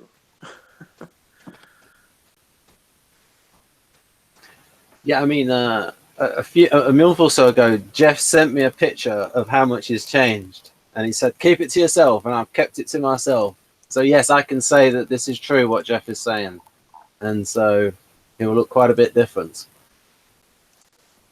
Yeah, I mean, even my brother, he hadn't seen me since December, and I had already lost a bunch of weight when I saw him last, but I've lost another 20-something pounds since then. And he said the difference between then and now was much. He thought, it seemed to be much different than what it was, even though the total weight loss had actually been more from the previous times he'd seen me to then.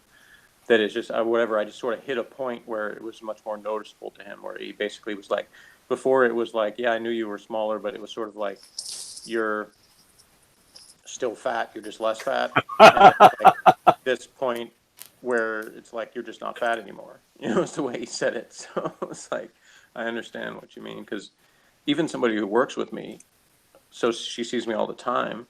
The other day I was actually wearing a shirt that fits me because, you know, now most of my clothes don't fit. And she saw me from behind and she didn't recognize me. She said, I was like, oh, I didn't realize that was you. I said, who is this young man?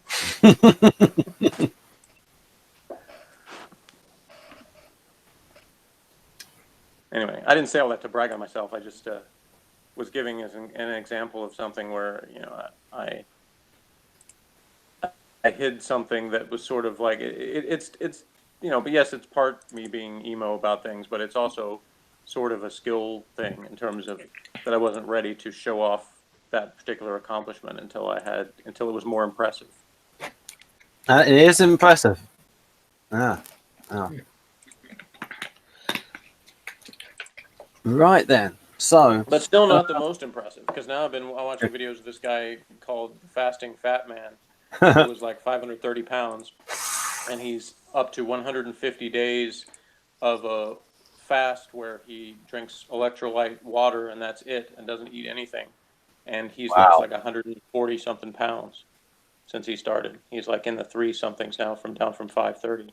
Yeah, but Jeff, I don't know him. I know you. Well, right. So, I'm just saying that it's even more impressive that, you oh know, yes, he had a lot more to lose to start with. So, but yeah, I mean, it's really inspirational to me. I watch his videos and read the comments, and I just I can't do too much of that at work because I start crying and I can't concentrate on my work, and I'm sitting there, you know, with my nose running and stuff like that. I'm like, I got to stop this, but I mean, stuff like that's just really powerful to me. The things people have the ability to do and inspire other people to do, because that's the thing, is that somebody does something like that and they share it publicly, you have all the people that follow and sort of become part of a community around that, and so that becomes part of what's impressive about it too. So I hope when I do make videos again, one of the things that I want to do is do some videos talking about, you know, how I did it, and you know, not just like one long video, but kind of a series of things talking about that. And I hope that I can maybe do a little inspiring of other people myself.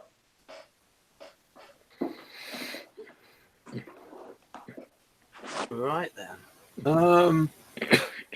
So Jeff, how do you think the audacity comes through in artisans? Maybe in the more subtle ways, because I know you once did a video on extreme behavior and almost spoofing that.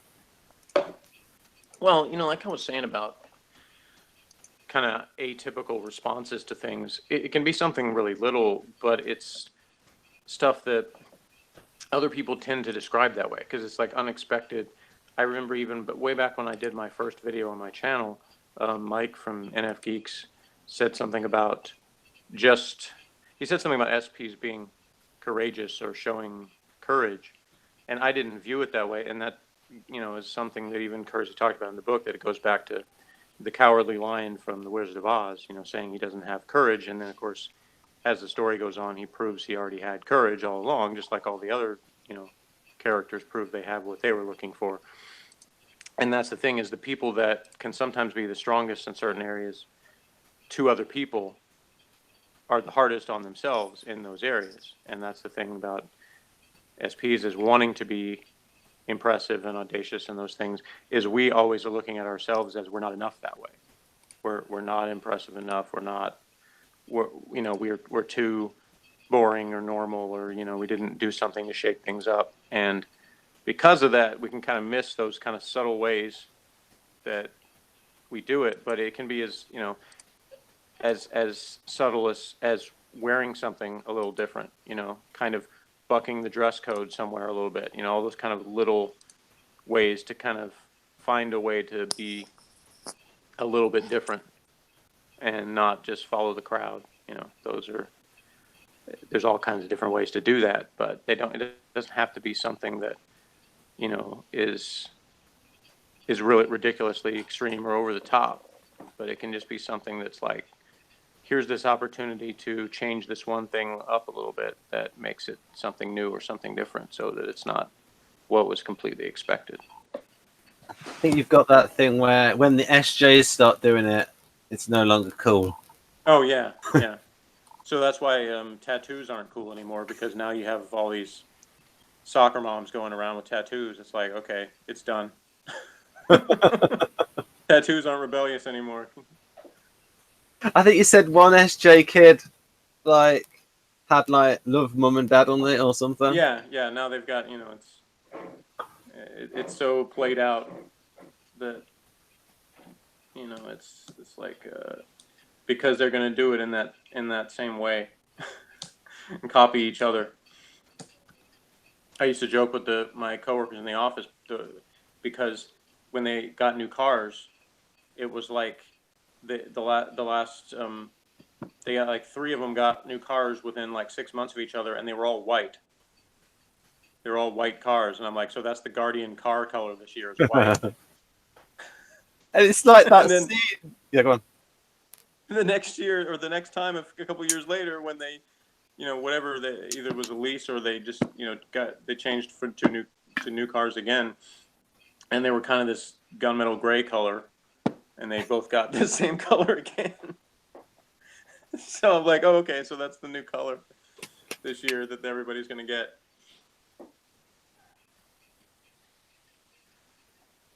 Right. Do you relate to that? Go on, Shannon.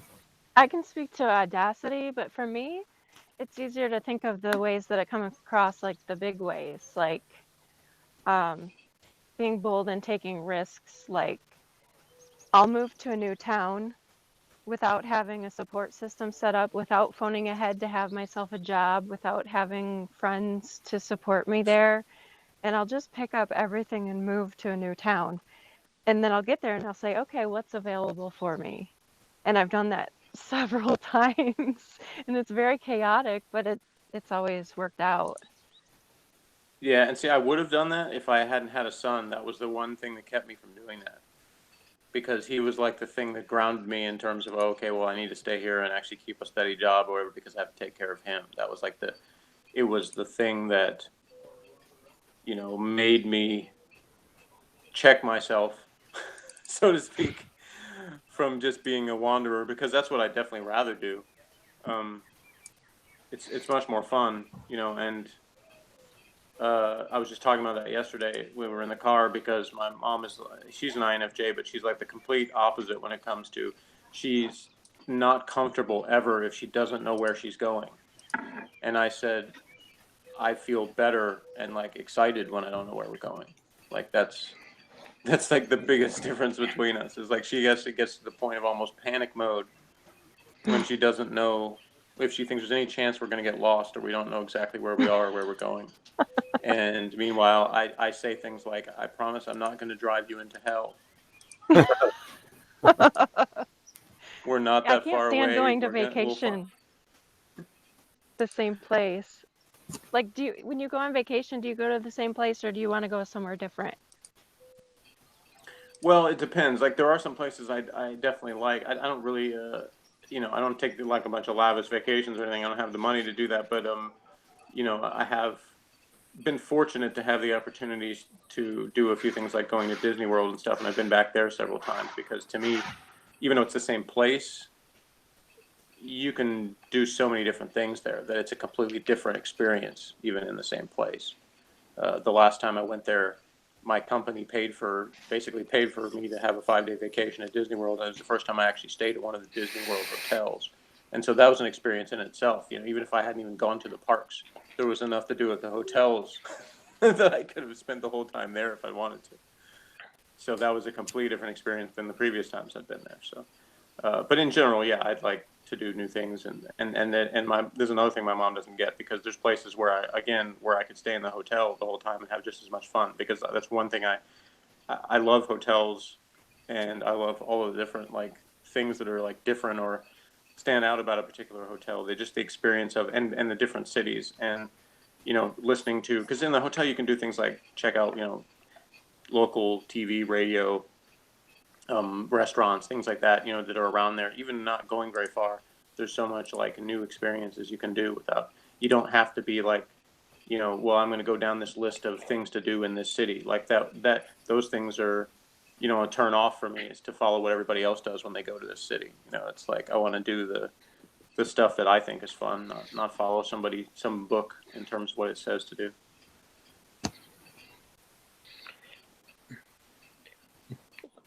So are we doing the NTs and 6s, or are we doing that for another time because it's getting quite late? Yeah, we could do the NTs another time, and that works out perfectly because we can do it when Laura's available. Okay. So what about? Oh yeah, then there's adaptability. We get that with the. So Jeff, in terms of word usage, I'll just get back to this. So, how true do you think that is with the where Keirsey's got it as pictorial and qualitative and consonant? Do you think that's true, or how true? Well, yeah, in general. I mean, I don't remember exactly what he said about qualitative and pictorial. I think you're just talking about like, saying things that are descriptive, right? Yeah, Paint a picture. The idea is, I think you were saying that you gave the example in sports or golf clubs that the artisan knows their tools very well and the qualities of their tools, and that their speech is colourful, and that when it's consonant, it's just based on that it sounds good and how it flows. Yeah. Well, that's, and he talked about slang coming from artisans, because they come up with new ways to say things, and see plenty of examples of that. So, yeah, that kind of goes back to what I said about, the way I respond to typical questions and in atypical ways, because it's like part of that is just, not wanting to sound predictable and normal and boring, just, wanting to shake things up and come up with something that sounds different, sounds good, that, that is fresh in some way.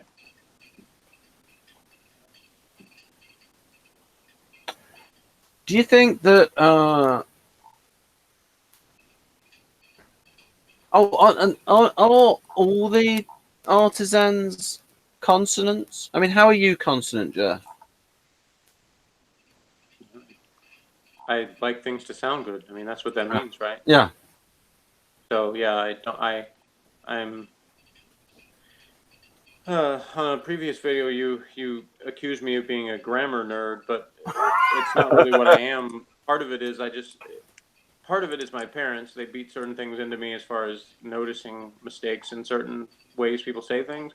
But part of it is just how things sound. Like I could potentially, and I have before, there's been times where something is technically the right way to say something, but I don't like the way it sounds, so I'd rather say it the wrong way anyway. So it's not really about people sticking to a correct or proper way of speaking. It's that's part of it, but it's a lot of it sometimes is that just the sound of it bothers me, or the other way around. It impresses me the way somebody has a particular way they say something or whatever. That I've picked on you a little bit about those things because certain, like I've talked about certain British sounds you guys make that I don't have the ability to make those sounds. Is it what is it? I think the one you pick up is that now, something like that. Yeah, and no, you have a way of saying no where No. It's like this. Yeah, you add this little thing, this little flair to it that I can't do. This no, like I don't even know how to do that. It's not. And and Jonathan, when he said, this whole hangout, about Enneagram 6. I know I haven't really said anything about that, but every time he says 6, it sounds like sex. So I laugh at that, because just of the way he normally pronounces it, that's what it sounds like. So I'm like, when earlier he was talking about 6 and 8, and every time it sounded like sex 8. So I was like, who sex 8? Who? What? Jeff, because we could close up, what are your thoughts on the 6?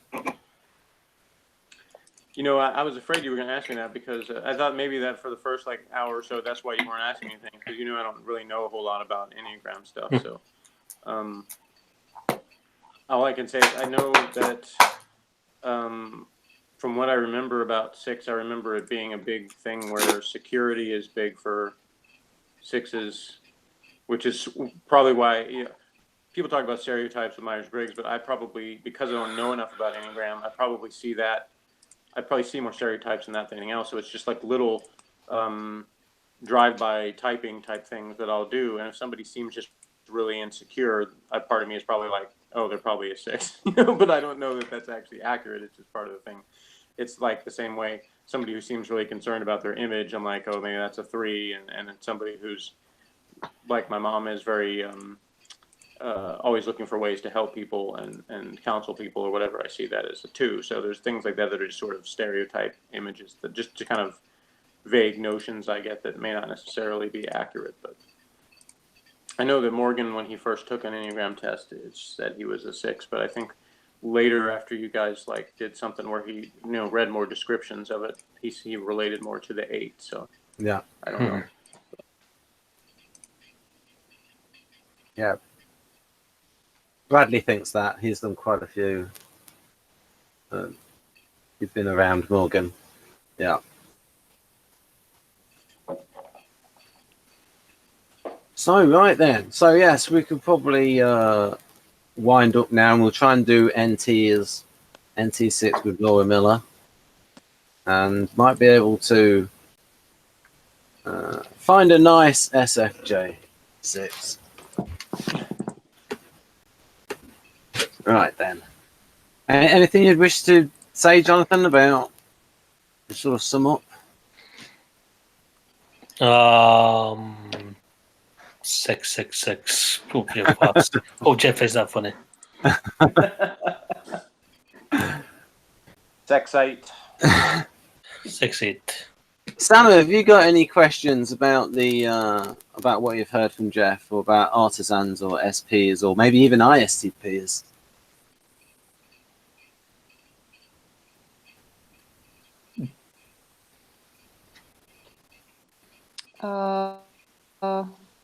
Not at this point. Okay. Getting kind of tired. Okay, yeah, it's midnight 23 for Sanna. Shannon, have you got any questions, anything else to say to Jeff or to the viewers? It looks like, oh, here she comes. I just think if anybody, I just maybe next hangout or another hangout, we can touch more on the 6-4, because I think that I'm either a 4-6-1 or a 6-4-1, so that really intrigues me to discover more of that.